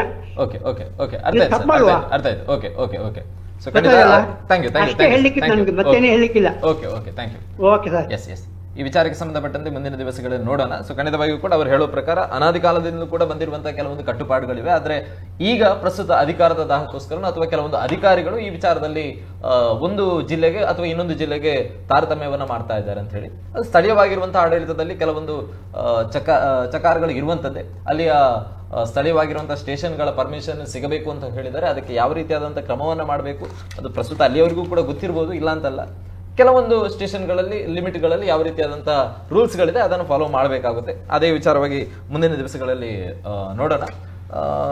ಮೋಹನ್ ಅವರೇ, ಈ ತಾವು ಕೂಡ ಮತ್ತೆ ಬಿಜೆಪಿಯವರು ಹಲವರು ಕೂಡ ಮೆನ್ಷನ್ ಮಾಡ್ತಾ ಇದ್ರು 100 ಮನೆಯನ್ನು ಕಟ್ಟಿಕೊಟ್ರೆ CM ಕುರ್ಚಿ ಭದ್ರ ಆಗುತ್ತೆ ಅಂತ ಹೇಳಿ. 100 ಮನೆಗೂ CM ಕುರ್ಚಿಗೂ ಏನು ಸಂಬಂಧ ಅಂತ ಹೇಳಿ, ಮನೆ ಒಳಗಡೆ ಕುರ್ಚಿ ಇಡೋದನ್ನ ಕೇಳಿದ್ದೇವೆ. ಆದ್ರೆ ತಾವು ಹೇಳ್ತಾ ಇದ್ರೆ ಕುರ್ಚಿ ಗಟ್ಟಿ ಆಗ್ಬೇಕಂತ ಹೇಳಿದ್ರೆ ಮನೆ ಕಟ್ಟಬೇಕು ಅಂತ ಹೇಳಿ. ನೋಡಿ, ನಮ್ಮ ನಾಯಕರು CT ರವಿ ಒಂದು ಕ್ವಶನ್ ಇವತ್ತು ವಿಧಾನ ಪರಿಷತ್ ನಮ್ಮ ಪತ್ರಕರ್ತರು ಹೇಳಿದ್ರು, ಉಲ್ಲೇಖ ಮಾಡಿದ್ರು. ಸಮಸ್ಯೆ ನಮ್ಮ ಕರ್ನಾಟಕ ರಾಜ್ಯದಲ್ಲಿ ತುಂಬಾ ಉಂಟು. ಅದರ ಬಗ್ಗೆ ಬೆಳಕು ಚೆಲ್ಲಿದ್ದಾರೆ ಈಗ ಈ ಪತ್ರಕರ್ತರು. ಅದರ ನಮ್ಮ ಸಮಸ್ಯೆ ಬಗ್ಗೆ, ನಮ್ಮ ರಾಜ್ಯದ ಆರ್ಥಿಕ ವ್ಯವಸ್ಥೆ ಹೇಗೆ ಉಂಟು ಕೂಡ ಅದನ್ನು ಹೇಳಿದರು. ಸಮಸ್ಯೆ ನಮ್ಮಲ್ಲಿ ತುಂಬ ಇದ್ದು ಕೂಡ ನಮಗೆ 100 ಮೇಡ ನಮ್ಮ ಕರ್ನಾಟಕ ರಾಜ್ಯದಲ್ಲಿ 50 ಮನೆ ಕಟ್ಟಿಕೊಳ್ಳಕ್ಕೂ ಸಮಸ್ಯೆ ಇರುವಾಗ ನಾವು ಕೇರಳದ ವಯನಾಡಿಗೆ 100 ಮನೆ ಕಟ್ಟಿಕೊಡ್ತೇವೆ. ಅದು ಒಂದು ಬಾರಿ ಆಶ್ವಾಸನೆ ಕೊಟ್ಟರು, ಅದಕ್ಕೆ ಪಿನರಾಯಿ ವಿಜಯನ್ ಯಾವುದೇ ಸ್ಪಂದನೆ ಕೊಡಲಿಲ್ಲ. ಎರಡನೇ ಬಾರಿ ಮೊನ್ನೆ 9 ತಾರೀಕಿಗೆ ಇನ್ನೊಂದು ಪತ್ರ ಬರೀತಾರೆ. ನೋಡಿ, ಒಂದು ನಾನು ಶಶಿಕಾಗಿ ಹೇಳ್ತೇನೆ, ಅಲ್ಲಿ ಜಾಗ ಪರ್ಚೇಸ್ ಮಾಡಿ ನಾವೇ ಮನೆ ಕಟ್ಟಿಕೊಡ್ತೇವೆ ಅನ್ನುವಂಥ ಒಂದು ಸ್ಪೆಸಿಫಿಕ್ ಆಗಿ ಅದನ್ನು ಅವರು ಲೆಟರ್ ಡ್ರಾಫ್ಟ್ ಮಾಡಿ ಕೊಡುವಾಗ ಅದು it creates A reasonable doubt. ಅದನ್ನು ಆ ಪತ್ರನೇ ನೋಡುವಾಗ ಗೊತ್ತಾಗುತ್ತೆ. ಯಾಕೆಂದರೆ ವಯನಾಡಿನಲ್ಲಿ ಇವತ್ತು ಸಂಸದರಾಗಿರತಕ್ಕಂಥವರು ಕಾಂಗ್ರೆಸ್ಸಿನ ಹೈಕಮಾಂಡ್ ಲೀಡರ್ಸ್. ಕಾಂಗ್ರೆಸ್ ಅವರು ಹೇಳ್ಬೋದು ನನ್ನ ಉತ್ತರ ಐ ಮೀನ್ ಕಾಂಗ್ರೆಸ್ ಅವರ ಕೌಂಟರ್ ಈ ತರ ಇರ್ಬೋದು. ಒಕ್ಕೂಟ ವ್ಯವಸ್ಥೆ ನಾವು ನೆರೆ ರಾಜ್ಯಕ್ಕೆ ಸಹಾಯ ಮಾಡೋದ್ರಲ್ಲಿ ತಪ್ಪೇನಿದೆ. ತೆಲಂಗಾಣ ಎಲೆಕ್ಷನ್ ಹಿನ್ನೆಲೆ ಏನಂತ ಹೇಳ್ತೇನೆ. ನಮ್ಮ ಹಿರಿಯ ಪತ್ರಕರ್ತರು ಒಂದು ಮಾತು ಉಲ್ಲೇಖ ಮಾಡಿದ್ರಾಗ ಅವರ ಒಳಗಡೆ ಒಂದು ಒಪ್ಪಂದ ಆಗಿದೆ. 2.5 ವರ್ಷ ಇವರು ಸಿಎಂ ಸಿದ್ದರಾಮಯ್ಯ ಸಿಎಂ ಅವರು, DKC ಅವರು 2.5 ವರ್ಷ ಸಿಎಂ. ಈ ವಿಚಾರದಲ್ಲಿ ಮತ್ತೊಂದು ಅದರ ಮೊದಲೇ ಇವತ್ತು ಮೂಢ ಹಗರಣ ಅವರನ್ನು ಸುತ್ತುತ್ತಾ ಇದೆ ಸಿದ್ದರಾಮಯ್ಯ ಅವರು ಸುತ್ತ. ನಿಮ್ಗೆ ಗೊತ್ತಿರ್ಬೋದು, ಒಂದು ಕಡೆಯಿಂದ ನಮ್ಮ ED ಅವರು ತನಿಖೆಯನ್ನು ಪ್ರಾರಂಭ ಮಾಡಿದ್ದಾರೆ. ಮತ್ತೊಂದು ಕಡೆಯಿಂದ ಈಗಾಗಲೇ ತನಿಖೆ ರಾಜ್ಯ ಸರ್ಕಾರದ ಮುಖಾಂತರ ಆಗ್ತಾ ಇದೆ. ಈ ತನಿಖೆಯ ಸಂದರ್ಭದಲ್ಲಿ ಕೆಲವೊಂದು ದಾಖಲೆ ಈಗ ಗೊತ್ತಾಗಿದೆ, ದಾಖಲೆ ಸಿಕ್ಕಿದೆ. ED ಅವರು ತನಿಖೆ ಮಾಡೋದಾದ್ರೆ ಅವರು ದಾಖಲೆ ಇಲ್ಲದೆ ತನಿಖೆ ಮಾಡೋದಿಲ್ಲ. ಯಾವುದೇ ದಾಖಲೆ ಡಾಕ್ಯುಮೆಂಟ್ ಎವಿಡೆನ್ಸ್ ಇಟ್ಕೊಂಡೇ ಅವರು ಮುಂದುವರಿಯುವುದು. ಇಲ್ಲಾದ್ರೆ ED ತನಿಖೆ ಮಾಡ್ಲಿಕ್ಕೆ ಹೋಗುದಿಲ್ಲ. ಇವತ್ತು ಗೊತ್ತಾಗಿದೆ, ಆ ರಿಪೋರ್ಟ್ ನೋಡುವಾಗ ನಮ್ಗೆ ಗೊತ್ತಾಗಿದೆ. ಒಂದು ಕಡೆಯಿಂದ ಅದು ಸಿದ್ದರಾಮಯ್ಯ ಅವ್ರಿಗೆ ಗೊತ್ತಿದೆ, ತಾನು ತಪ್ಪು ಮಾಡಿದ್ದು. ಈಗ ನಾನು ಅದಕ್ಕೆ ಸಿಕ್ಕಿ ಹಾಕುವ ಮೊದಲು ನನ್ನ ಸೀಟ್ ಭದ್ರ ಮಾಡಬೇಕಾದ್ರೆ ಖುಷಿಪಡಿಸಬೇಕು ಹೈಕಮಾಂಡ್. ಖುಷಿಪಡಿಸಬೇಕಾದ್ರೆ ಈ ವಯನಾಡಿನಲ್ಲಿ ಇರ್ತಕ್ಕಂಥ ಒಬ್ಬ ಸಂಸದರಿಗೆ ಖುಷಿಪಡಿಸುವಂಥ ಕೆಲಸವನ್ನು ಇವತ್ತು ನಮ್ಮ ಸಿದ್ದರಾಮಯ್ಯ ಅವರು ಮಾಡಿದ ಹೊರತು ಯಾವುದೇ ಮಾನವೀಯತೆ ಉದ್ದೇಶ ಅವರ ಹತ್ರ ಇಲ್ಲ. ಇಲ್ಲವಾದ್ರೆ ಮಾನವೀಯತೆ ಉದ್ದೇಶ ಅವರ ಹತ್ರ ಇದ್ರಿದ್ರೆ ಇವತ್ತು ಸುರೀರಿನ ಬಗ್ಗೆ ಆಗಲಿ, ನಮ್ಮ ಕರ್ನಾಟಕ ರಾಜ್ಯದಲ್ಲಿ ಇರತಕ್ಕಂಥ ಕೆಲವೊಂದು ಸಮಸ್ಯೆಗಳ ಬಗ್ಗೆ ಆಗಲಿ, ಪ್ರತಿ ಕ್ಷೇತ್ರದಲ್ಲಿ ಅಭಿವೃದ್ಧಿ ಕಾರ್ಯದ ಎಲ್ಲಾ ಕಡೆಯಲ್ಲಿ ಹಿಂದೆ ಬಿದ್ದಿದೆ ಕರ್ನಾಟಕ. ED ಅಥವಾ ಲೋಕಾಯುಕ್ತ ಕಾನೂನು ಅಂಡರಲ್ಲಿ ಬರುವಂತದ್ದು ಸಂತೃಪ್ತಿ ಮಾಡಿದ್ರೆ ಇವತ್ತು ಹೇಳ್ತೇನೆ. ED ಅವರು ಸಮನ್ಸ್ ಕೊಟ್ಟ ಕೂಡಲೇ ಮುಜುಗರ ಆಗ್ತಾನೆ ಸಿದ್ದರಾಮಯ್ಯ. 100% ಒಬ್ಬ CM ಆದವನಿಗೆ ED ಸಮನ್ಸ್ ಕೊಟ್ಟ ಕೂಡಲೇ ಮುಜುಗರ ಆಗೋದು ಕರ್ತವ್ಯ, ಮುಜುಗರ ಆಗೇ ಆಗುತ್ತೆ. ಆಗ ಹೈಕಮಾಂಡ್ ಇವರ ಮೇಲೆ ಪ್ರೆಷರ್ ಬೀಳ್ತದೆ. ಆ ಸಂದರ್ಭದಲ್ಲಿ ಸ್ವಲ್ಪ ನನ್ನನ್ನು ಗಟ್ಟಿಯಾಗಿ ಹಿಡ್ಕೊಳ್ಳಿ, ನನ್ನ ಸಪೋರ್ಟ್ಗೆ ನಿಲ್ಲಿ. ನಾನು ಹೇಳಿದೆ, ನಾನು ಉತ್ತರ ಕೊಟ್ಟ ನಂತರ ನೀವು ಉತ್ತರ ಕೊಡಿ ಮಾಡಿದ್ರೆ ನಾನು ಬಿಟ್ಟು ನಾನು ಆಲ್ರೆಡಿ FIR ಕೂಡ ಆಗಿದೆ. ಅವಾಗಲೇ ಮುಜುಗರ ED ಇಂದ ರಿಪೋರ್ಟ್ ಕೂಡ ಪ್ರೆಷರ್ ಬೀಳ್ಬೇಕಿತ್ತು. ಅವ್ರು ಹೇಳಿ ಇವತ್ತು ಎಷ್ಟು ಅಭಿವೃದ್ಧಿ ಕಾರ್ಯಕ್ರಮ ಮಾಡಿದ್ದಾರೆ. ಪ್ರತಿ ಕ್ಷೇತ್ರದಲ್ಲಿ ಬೇಕಾದ್ರೆ ಸರ್ವೆ ಮಾಡಲಿ, ಇಡೀ ಕರ್ನಾಟಕ ರಾಜ್ಯದಲ್ಲಿ ಸರ್ವೆ ಮಾಡಲಿ. ಪ್ರತಿ ವಿಧಾನಸಭಾ ಕ್ಷೇತ್ರದಲ್ಲಿ ಎಷ್ಟು, ಈಗ 1 ವರ್ಷ 4 ತಿಂಗಳು 5 ತಿಂಗಳಾಯ್ತು ಈಗ ಸರ್ಕಾರ ಬಂದು, ಅವ್ರದ್ದು 1.5 ವರ್ಷ ಕಲಿಯಿತು. ಈಗ ಎಷ್ಟು ಅಭಿವೃದ್ಧಿ ಕಾರ್ಯ ಮಾಡಿದ್ದಾರೆ, ಏನೆಲ್ಲ ಮಾಡಿದ್ದಾರೆ ಇದರ ಗೊತ್ತಾಗುತ್ತೆ. ಪ್ರತಿಯೊಬ್ಬ ಶಾಸಕ ಬೇಕಾದ್ರೆ ಸರ್ವೆ ಮಾಡಿ ಕೇಳಿ ಅವರ ಹತ್ರ. ಅವರಿಗೆ ಅನುದಾನಕ್ಕೋಸ್ಕರ ದೊಂಬಾಳು ಬಿಡ್ತಾ ಇದ್ದಾರೆ CMಗೆ. ಅಂತ ಒಂದು ಸಂದರ್ಭದಲ್ಲಿ ಇವತ್ತು ನಿಮಗೆ ಗೊತ್ತಿರ್ಬೋದು, ರಾಜ್ಯದ ಸರ್ಕಾರದ ವ್ಯಾಪ್ತಿಗೆ ಬರತಕ್ಕಂಥ ರೋಡ್ಗಳನ್ನು ನೋಡಿ ಒಮ್ಮೆ. ಎಷ್ಟೋ ಜನರಿಗೆ, ರೈತರಿಗೆ ಪರಿಹಾರ ಎಷ್ಟು ಕೊಟ್ಟಿದ್ದಾರೆ ಇವರು. ಈಗ ಗೃಹಲಕ್ಷ್ಮಿ ಅಂತ ಹೇಳ್ತಾರೆ, ಗೃಹಲಕ್ಷ್ಮಿ ಎಷ್ಟು ರಿಲೀಸ್ ಮಾಡಿದ್ದಾರೆ ಕೇಳಿ. ಪ್ರತಿ ತಿಂಗಳಿಗೆ ಎಷ್ಟು ಕೊಡುವಂತ ಹಣ 2,000 ಎಷ್ಟು ರಿಲೀಸ್ ಮಾಡಿದೆ ಅಂತ ಹೇಳಿ ಅಷ್ಟೇ. ಉತ್ತರ ನಿಮ್ಮ ಇವರ ಸರ್ಕಾರದ ಬಗ್ಗೆ ಉತ್ತರ ಗೊತ್ತಾಗ್ತದೆ ನಮಗೆ. ದಿನೇಶ್ ಅವರು, ಈಗ ಕರ್ನಾಟಕದಲ್ಲಿ ಆಲ್ಮೋಸ್ಟ್ 1,80,000ಕ್ಕಿಂತಲೂ ಅಧಿಕ ಆಶ್ರಯ ಯೋಜನೆಯ ಮನೆಗಳೇ ಇನ್ನೂ ಪೆಂಡಿಂಗ್ ಉಳಿದಿದ್ದಾವೆ. ಅದನ್ನೇ ಜನರಿಗೆ ನೀಡುವಂತ ಪ್ರಯತ್ನಗಳಾಗಿಲ್ಲ. ಬಟ್ ಅಂತಹ ವ್ಯವಸ್ಥೆಗಳೇ ಬಾಕಿ ಉಳಿದಿರುವಾಗ ಈಗ ಕೇರಳಕ್ಕೆ 100 ಮನೆ ಆಗತ್ತಿದೆ. ನಾನು ಅದನ್ನ ಹೇಳ್ತೇನೆ. ಎಷ್ಟು ಇದೆ ಇವಾಗ? 2018ರಿಂದ 2023 ತನಕ BJP ಆಡಳಿತ ಇರುವ ಸಮಯದಲ್ಲಿ 5 ಕೋಟಿ 20 ಸಾವಿರ 52 ಕೋಟಿ ಸಾಲ ಇತ್ತು ನಮ್ಮ ರಾಜ್ಯದಲ್ಲಿ, ಗೊತ್ತಾಯ್ತಾ? ಇವಾಗ ನೋಡಿ, ಇವತ್ತು ಇವರೇನು 5 ಲಕ್ಷ ಕೋಟಿ 20 ಸಾವಿರ ಸಾಲ ಉಂಟಂತ ಒಂದು ವರದಿಯನ್ನು ಹೇಳ್ತಾ ಇದ್ರು. ಇವತ್ತು 1 ಲಕ್ಷ ಕೋಟಿ ಏನೋ 1.5 ವರ್ಷದಲ್ಲಿ 1.5 ಲಕ್ಷ ಕೋಟಿ ಇವತ್ತು ವಿಧಾನಸಭೆಯಲ್ಲಿ ಈಗ ಜಯರಾಮ್ ಸರ್ ಹೇಳಿದಾಗೆ 1.5 ಲಕ್ಷ ಕೋಟಿ ರೂಪಾಯಿ ಸಾಲಕ್ಕೆ ಮುಂದೆ ಹೋಗ್ತಾ ಇದೆ ಅಂತ ಹೇಳ್ತಾ ಇದ್ದಾರೆ.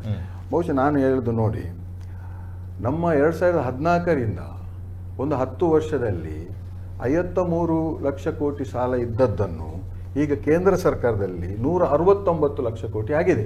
ಅದು ಇರಲಿ, ಅದು ಅಭಿವೃದ್ಧಿ ಆಗುವಾಗ ಸಾಲ ಆಗ್ತದೆ, ಇನ್ನೊಂದು ಆಗ್ತದೆ, ಮತ್ತೊಂದು ಆಗ್ತದೆ, ಅದು ಇರಲಿ, ಆಗ್ತದೆ.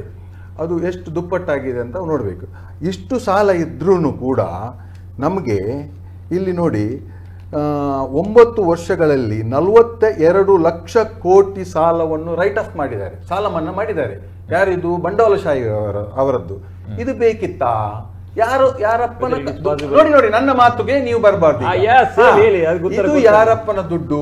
ನಾವು ತೆರಿಗೆ ಕಟ್ಟಿದ ದುಡ್ಡು ಅಲ್ಲ. ರೈಟ್ ಆಫ್ ಒಂದು ಅಫ್ಘಾನಿಸ್ತಾನದ ಭಯೋತ್ಪಾದಕರಿಗೆ ತಾಲಿಬಾನ್ರವರಿಗೆ 400 ಕೋಟಿ ರೂಪಾಯಿಯನ್ನು ಬಜೆಟ್ನಲ್ಲಿ 2 ಬಾರಿ ಇಟ್ಟು ಕೊಟ್ಟರು. 200 ಕೋಟಿಯಾಗಿ ಕೊಟ್ಟರು. ಜಿ ನ್ಯೂಸ್ನವರಿಗೆ 8,400 ಕೋಟಿ ಸಾಲ ಇದ್ದ ಜಿ ನ್ಯೂಸ್ ಮಾಲಕರಿಗೆ 6,900 ಕೋಟಿ ಮನ್ನಾ ಮಾಡಿದ್ರು. ಇದು ಯಾರದು ದುಡ್ಡು? ಯಾರ ಹತ್ರ ಕೇಳಿ ದುಡ್ಡು ಮಾಡಿದ್ರು? ಇದು ತೆರಿಗೆ ದುಡ್ಡು ಅಲ್ವಾ? ಮಾಲ್ದೀವ್ಸ್ಗೆ ನಮ್ಮನ್ನು ದೇಶದ್ರೋಹಿ, ನಮ್ಮನ್ನು ಹೀನಾಯವಾಗಿ ನಾವೆಲ್ಲರೂ ಪಕ್ಷ ಭೇದ ಮರೆತು ಮಾಲ್ದೀವ್ಸ್ಗೆ ನಮ್ಮ ಪ್ರಧಾನಿಯನ್ನು ನಿಂದಿಸಿದ್ದಕ್ಕೆ ನಾವೆಲ್ಲರೂ ಒಟ್ಟಿಗಾಗಿ ಅದನ್ನು ವಿರೋಧ ಮಾಡಿದ್ದೇವೆ. ಮಾಲ್ದೀವ್ಸ್ಗೆ 600 ಕೋಟಿ ರೂಪಾಯಿ ಇವರು ಬಜೆಟ್ ಅಲ್ಲಿ ಇಟ್ಟು ಕೊಡ್ತಾರೆ. ಹರಿಯಾಣದಲ್ಲಿ ನೋಡಿ, ನೀವು ಆವಾಗ ಹೇಳಿದಿರಿ ನೀವು ವಯನಾಡಿಗೆ ಯಾಕೆ ಕೊಡಬೇಕು ಅಂತ. ಹರಿಯಾಣದಲ್ಲಿ ನೋಡಿ, ಹರಿಯಾಣದಲ್ಲಿ ಏಷ್ಯನ್ ಗೇಮ್ಸ್ನಲ್ಲಿ ಹರಿಯಾಣದ ಯುವಕರು 44 ಪದಕವನ್ನು ಪಡಿತಾರೆ. ಈ 44 ಪದಕ ಪಡೆದಲ್ಲಿ ಖೇಲ್ ಇಂಡಿಯಾದ ಅನುದಾನದಲ್ಲಿ ಹರಿಯಾಣಕ್ಕೆ ಕೊಟ್ಟದ್ದು ಬರೀ 89 ಕೋಟಿ. ಗುಜರಾತಲ್ಲಿ ಏಷ್ಯನ್ ಗೇಮ್ಸ್ ಅಲ್ಲಿ ಝೀರೋ. ಗುಜರಾತ್ಗೆ ಕೇಂದ್ರ ಸರ್ಕಾರ 608 ಕೋಟಿ ರೂಪಾಯಿ ಕೊಡ್ತದೆ. 608 ಕೋಟಿ ರೂಪಾಯಿ ಕೊಡ್ತದೆ. ಅದೇ ರೀತಿ ನೋಡಿ, ಇಲ್ಲಿ ನಮ್ಮ ಇವತ್ತು ಜಯರಾಮ್ ಸರ್ ಹೇಳಿದ್ರು, ಇವತ್ತು ಬೇರೆ ಇವರು ಕೂಡ ಹೇಳಿದ್ರು ಶಾಸಕರಿಗೆ ಅನುದಾನ ಇಲ್ಲ, ಅದು ಇಲ್ಲ, ಇದು ಇಲ್ಲ ಅಂತ. ನೋಡಿ, ಇವತ್ತು ನಮ್ದು ಬಜೆಟ್ 3.27 ಲಕ್ಷ ಕೋಟಿ ರೂಪಾಯಿಯ ಬಜೆಟ್ ನಾವು ಮಾಡುವಾಗ ನಾವು ತೆರಿಗೆ ಹಣ 4 ಲಕ್ಷ, ನಾವು ತೆರಿಗೆ ಹಣ ಎಷ್ಟು ಕೊಡ್ತೇವೆ ಅಂದರೆ 4 ಲಕ್ಷ ಕೋಟಿ ಚಿಲ್ಲರಿ ತೆರಿಗೆಯನ್ನು 4 ಲಕ್ಷ ಕೋಟಿ ತೆರಿಗೆಯನ್ನು ನಾವು ವರ್ಷಕ್ಕೆ ಪಾವತಿ ಮಾಡುವಾಗ ನಮಗೆ ಬರಬೇಕಾದ ದುಡ್ಡು ಎಷ್ಟು ನಮಗೆ ಬರಬೇಕು? ಅದರಲ್ಲಿ 4,30,00,000 ರೂಪಾಯಿ ತೆರಿಗೆಯನ್ನು ನಾವು ಕೇಂದ್ರಕ್ಕೆ ಪಾವತಿ ಮಾಡ್ತೀವಿ. ಅದರಲ್ಲಿ ನಮ್ಮ ಭಾಗ 42% ದುಡ್ಡು ಬಂದ್ರೂ ಕೂಡ 1,80,600 ಕೋಟಿ ರೂಪಾಯಿ ನಮಗೆ ಬರಲೇಬೇಕು. ನಮ್ಮ ಪಾಲದು, ನಮ್ಮ ಹಕ್ಕು, ನಮ್ಮ ತೆರಿಗೆ ಪಾಲು ನಮಗೆ ಬರಲೇಬೇಕು. ಇವರು ನಮಗೆ ಬಂದದ್ದೆಷ್ಟು? 55,900 ಕೋಟಿ ರೂಪಾಯಿ. ಬಾಕಿ ಎಷ್ಟು? 1,24,700 ಕೋಟಿ ರೂಪಾಯಿ ಬಾಕಿ ಆಯಿತು. ಈ ಹಣವನ್ನು ನಾವು ಹೇಗೆ ಹೊಂದಿಸುವುದು? ನಮಗೆ ಬೇರೆಯವರ ವಿಶೇಷ ಹಣ ಬೇಡ, ನಮ್ಮ ತೆರಿಗೆ ಪಾಲನ್ನು ನಮಗೆ ಕೊಡ್ಲಿ. ಅದೇ ನೋಡಿ, ನಮಗೆ 13 ರೂಪಾಯಿಗೆ ಬಂತು, ಅವರು ಕೊಟ್ಟ ಹಣ 13 ರೂಪಾಯಿಗೆ ಬಂತು. MP ಅವರಿಗೆ 100 ರೂಪಾಯಿಗೆ 279% ಕೊಟ್ಟಿದ್ದಾರೆ ಅವರಿಗೆ, ನಮಗೆ 13%. ಮಧ್ಯಪ್ರದೇಶದವರಿಗೆ 279% ಕೊಡ್ತಾರೆ. UP ಅವರಿಗೆ ಏನಿಲ್ಲ, 333% ಕೊಡ್ತಾರೆ ಅವರಿಗೆ ಅನುದಾನ. ನೋಡಿ, ಛತ್ತೀಸ್ಗಢ ಯಾಕೆ ನಾವು ಹೇಳ್ಬೇಕಲ್ವಾ? ಇದರಿಂದ ನಮಗೆ ತೊಂದರೆ ಆದದ್ದು. ಛತ್ತೀಸ್ಗಢಕ್ಕೆ 282% ಕೊಡ್ತಾರೆ, ಬಿಹಾರಕ್ಕೆ 922% ಕೊಡ್ತಾರೆ, ರಾಜಸ್ಥಾನಕ್ಕೆ 154% ಕೊಡ್ತಾರೆ.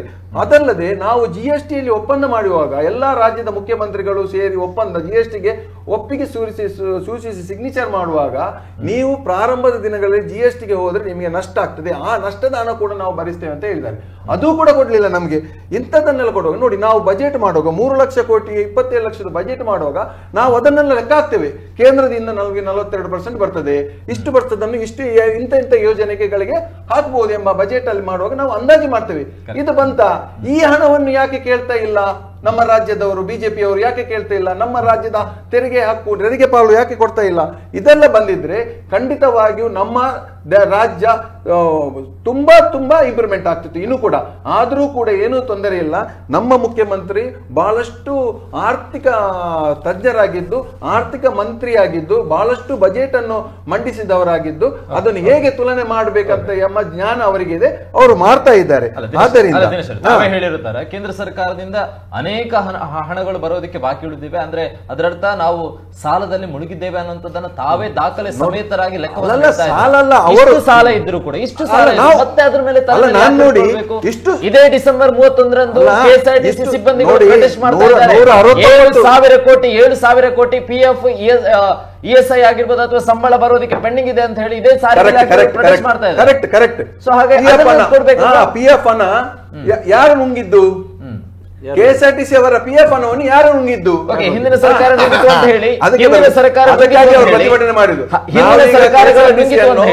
ಅಲ್ಲ ದಿನೇಶ್ ಅವರೇ, ಹಿಂದಿನ ಸರ್ಕಾರಗಳು ನುಂಗಿತು ಅಂತ ಹೇಳಿ ಈಗಿರುವ ಬಡವರ ಪ್ರಯತ್ನ ಸಾರಿಗೆ ಸಂಸ್ಥೆಯನ್ನು ಇಂಪ್ರೂವ್ಮೆಂಟ್ ಮಾಡಿ ನಾವು ಲಾಭದಾಯಕವಾದ ಒಂದು ಸಂಸ್ಥೆಯನ್ನು ಈಗ ಮಾಡಿದ್ದೇವೆ. ಲಾಸ್ಟ್ ಟೈಮ್ ಇದ್ದಾಗೆ ಸರ್ಕಾರಿ ಯಾವುದು ಸಾರಿಗೆ ಸಹಕಾರ ಇದು ಏನು ನಷ್ಟದಲ್ಲಿ ಇಲ್ಲ, ಈಗ ಲಾಭದಲ್ಲಿ ಇದೆ. ಖಂಡಿತವಾಗಿ ಕಾರ್ಮಿಕರಿಗೆ ನಾವು ಕೊಡ್ತೇವೆ, ಮೊನ್ನೆ ಭರವಸೆಯನ್ನು ಕೊಟ್ಟಿದ್ದೇವೆ. ಅಲ್ಲದೆ ನೋಡಿ ಇನ್ನೂ ಕೂಡ ನಾವು ಹೇಳಲಿಕ್ಕೆ ತುಂಬಾ ಇದೆ. ಜಯರಾಮ್ ಸರ್, ಈಗ ಒಂದು ಅಂಶವನ್ನು ಬಿಟ್ಟು ನೋಡಿ, ಇಷ್ಟೆಲ್ಲ ಸಾಲ ಇದೆ. ಸಾಲ ಇರುವಾಗ 169 ಲಕ್ಷ ಕೋಟಿ ನಮ್ಮ ದೇಶದಲ್ಲಿ ಸಾಲ ಇರುವಾಗ ಪ್ರಧಾನಿ ಒಬ್ಬರೇ ತಿರುಗಾಡ್ಲಿಕ್ಕೆ 8,600 ಕೋಟಿ ರೂಪಾಯಿ ವಿಮಾನ ಬೇಕಿತ್ತಾ? ಈ ಅಂಶ ಕೂಡ ನಮ್ಮ ತೆರಿಗೆ ದುಡ್ಡಲ್ಲ. 100 ನಿರ್ಗತಿಕರಿಗೆ, ಬಡವರಿಗೆ, ಬೀದಿಯಲ್ಲಿದ್ದವರಿಗೆ ಒಂದು 100 ಮನೆ ಕಟ್ಟಿಕೊಡುವ ಒಂದು ದೊಡ್ಡ ಮನಸ್ಸು ಏರಿಸುವವರು 8,600 ಕೋಟಿ ರೂಪಾಯಿಯ ವಿಮಾನ ತಿರುಗಲಿಕ್ಕೆ ಬೇಕಿತ್ತು, ಅದು ಕೂಡ ಕೊರೋನಾ ಸಮಯದಲ್ಲಿ. ಇಂಥದ್ದು ಎಷ್ಟೋ ಇದೆ ಮಾತಾಡುದಾದ್ರೆ. ನನ್ನ ಪ್ರಶ್ನೆ ಮೊದಲಾಗಿದ್ದಂಥದ್ದು ಕರ್ನಾಟಕದಲ್ಲಿ 1,86,000 ಆಶ್ರಯ ಯೋಜನೆಯಲ್ಲಿ ಮನೆಗಳು ಪೆಂಡಿಂಗ್ ಇವೆ, ಅದಕ್ಕೆ ವಕ್ತಾರರಿಂದ ಉತ್ತರ ಬಂದಿಲ್ಲ. ಓಕೆ ಜಯರಾಮ್ ಸರ್, ಈಗ ಸರ್ ಇಲ್ಲಿ ಶಾಸಕ ಭರತ್ ಶೆಟ್ಟರು ಒಂದು ಮಾತು ಹೇಳ್ತಾರೆ. ಈಗ ಮನೆ ಕಟ್ಟುವ ವಿಷಯ ಬಂದದ್ರಿಂದ ಅದನ್ನು ಪ್ರಸ್ತಾಪ ಮಾಡಬೇಕಾಯಿತು. ಕರ್ನಾಟಕದ ಬಡವರಿಗೆ ಮನೆ ಕಟ್ಟಿಕೊಡುವುದಕ್ಕೆ ಗಮನ ಕೊಡದೆ ಸಿಎಂ ಪಕ್ಷಪಾತ ಮಾಡ್ತಿದ್ದಾರೆ ಅಂತ. ಅದಕ್ಕೆ ಅವರು ಮುಂದೆ ಕಾರಣ ಹೇಳ್ತಾರೆ ನೋಡಿ. ಇದಕ್ಕೆ ಈ PM ಆವಾಸ್ ಯೋಜನೆ ಅಂತಿದೆ, ಅದು ನಗರ ಮತ್ತೆ ರೂರಲ್ ಅಂತ ಎರಡಿದೆ. ಇದರಲ್ಲಿ ಮನೆ ಕಟ್ಟಿ ಕೊಡ್ಬೇಕಾದ್ರೆ ಒಂದು ಅಗ್ರಿಮೆಂಟ್ ಸೈನ್ ಹಾಕಬೇಕಾದ್ರೆ MOU ಅಂತ ಹೇಳ್ತಾರೆ, ತಿಳುವಳಿಕಾ ಒಡಂಬಡಿಕೆ ಅಂತ ಕನ್ನಡದಲ್ಲಿ ಅದನ್ನ ಮಾಡಬಹುದು. 24 ರಾಜ್ಯಗಳು ಕೇಂದ್ರದ ಜೊತೆ ಈ MOUಗೆ ಸಹಿ ಹಾಕಿವೆ. ಆದರೆ ಭರತ್ ಶೆಟ್ಟರ ಮಾಹಿತಿ ನಾನು ಅವಲಂಬಿಸಿ ಮಾತನಾಡೋದಾದ್ರೆ ನಿನ್ನೆಯವರೆಗೆ ಕರ್ನಾಟಕ ಸರ್ಕಾರ ಅದಕ್ಕೆ ಸಹಿ ಹಾಕಿಲ್ಲ. ಇನ್ನೊಂದು ಹೆಚ್ಚು ಬೇಡ, ಅವರದೇ ಪಕ್ಷ ವಿಜಯನಗರದ MLA HR ಗವಿ ರುದ್ರಪ್ಪ ಏನಿರ್ಬೋದು, ಗವಿ ರುದ್ರಪ್ಪ ಇರಬೇಕು, ನನ್ನ ಹೆಸರು ಹೇಳೋದು ಹೆಚ್ಚು ಕಮ್ಮಿ ಆಗಿರ್ಬೋದು.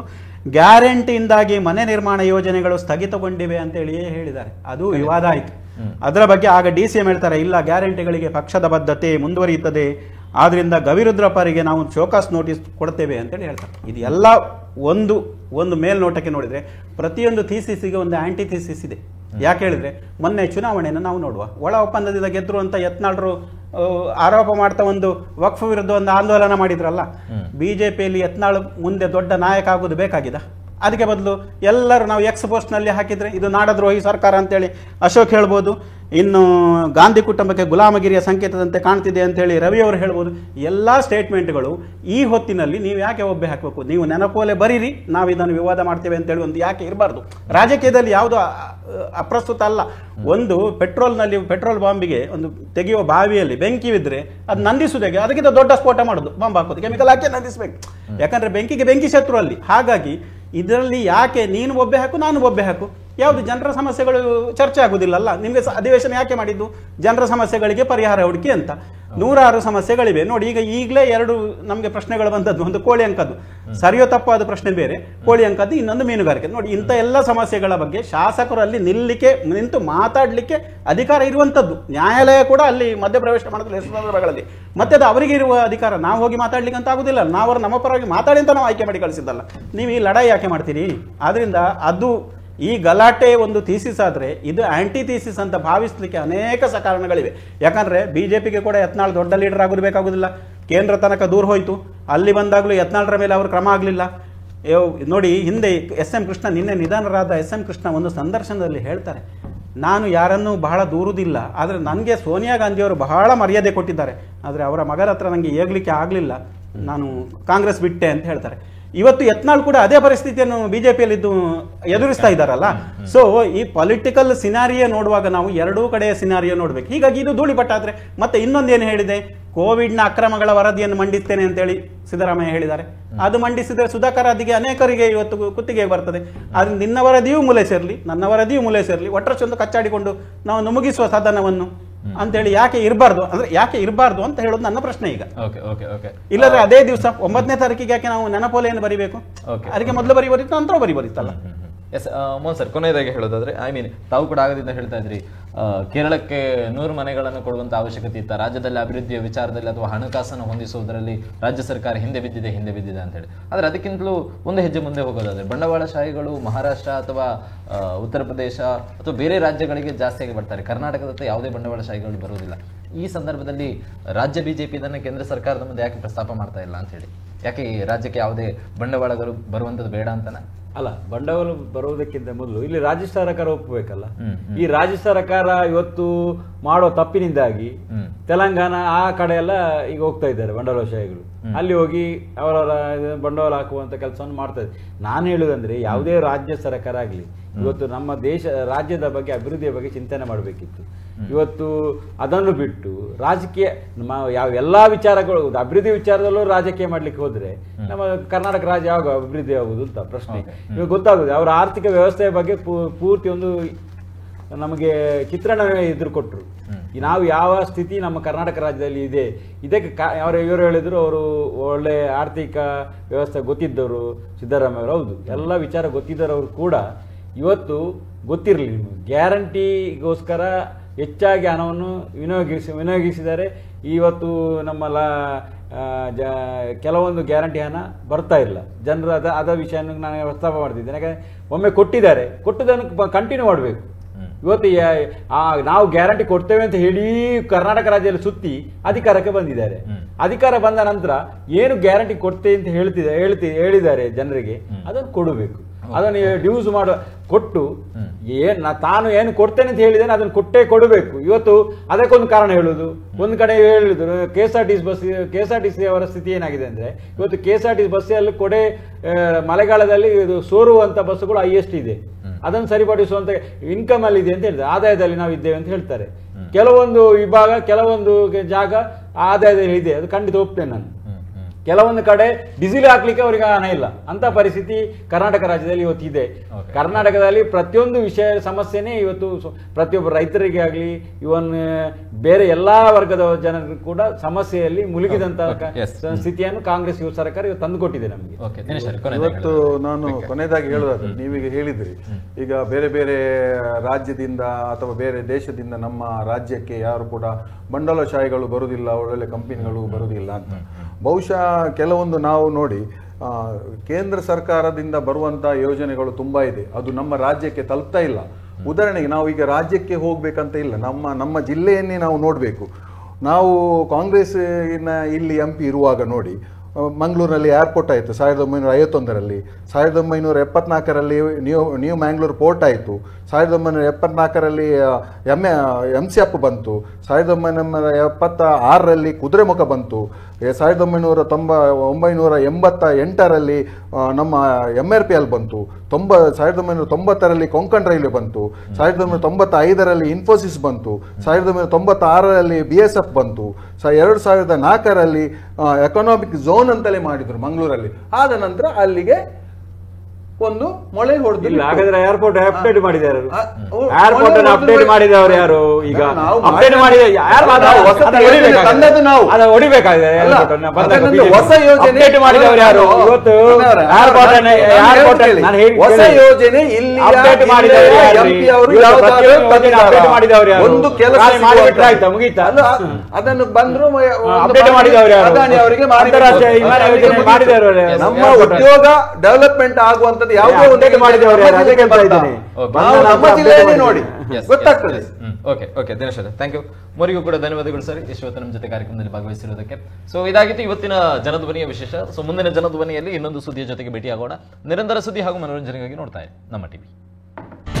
ನಮ್ಮ TV, the pulse of coastal Karnataka.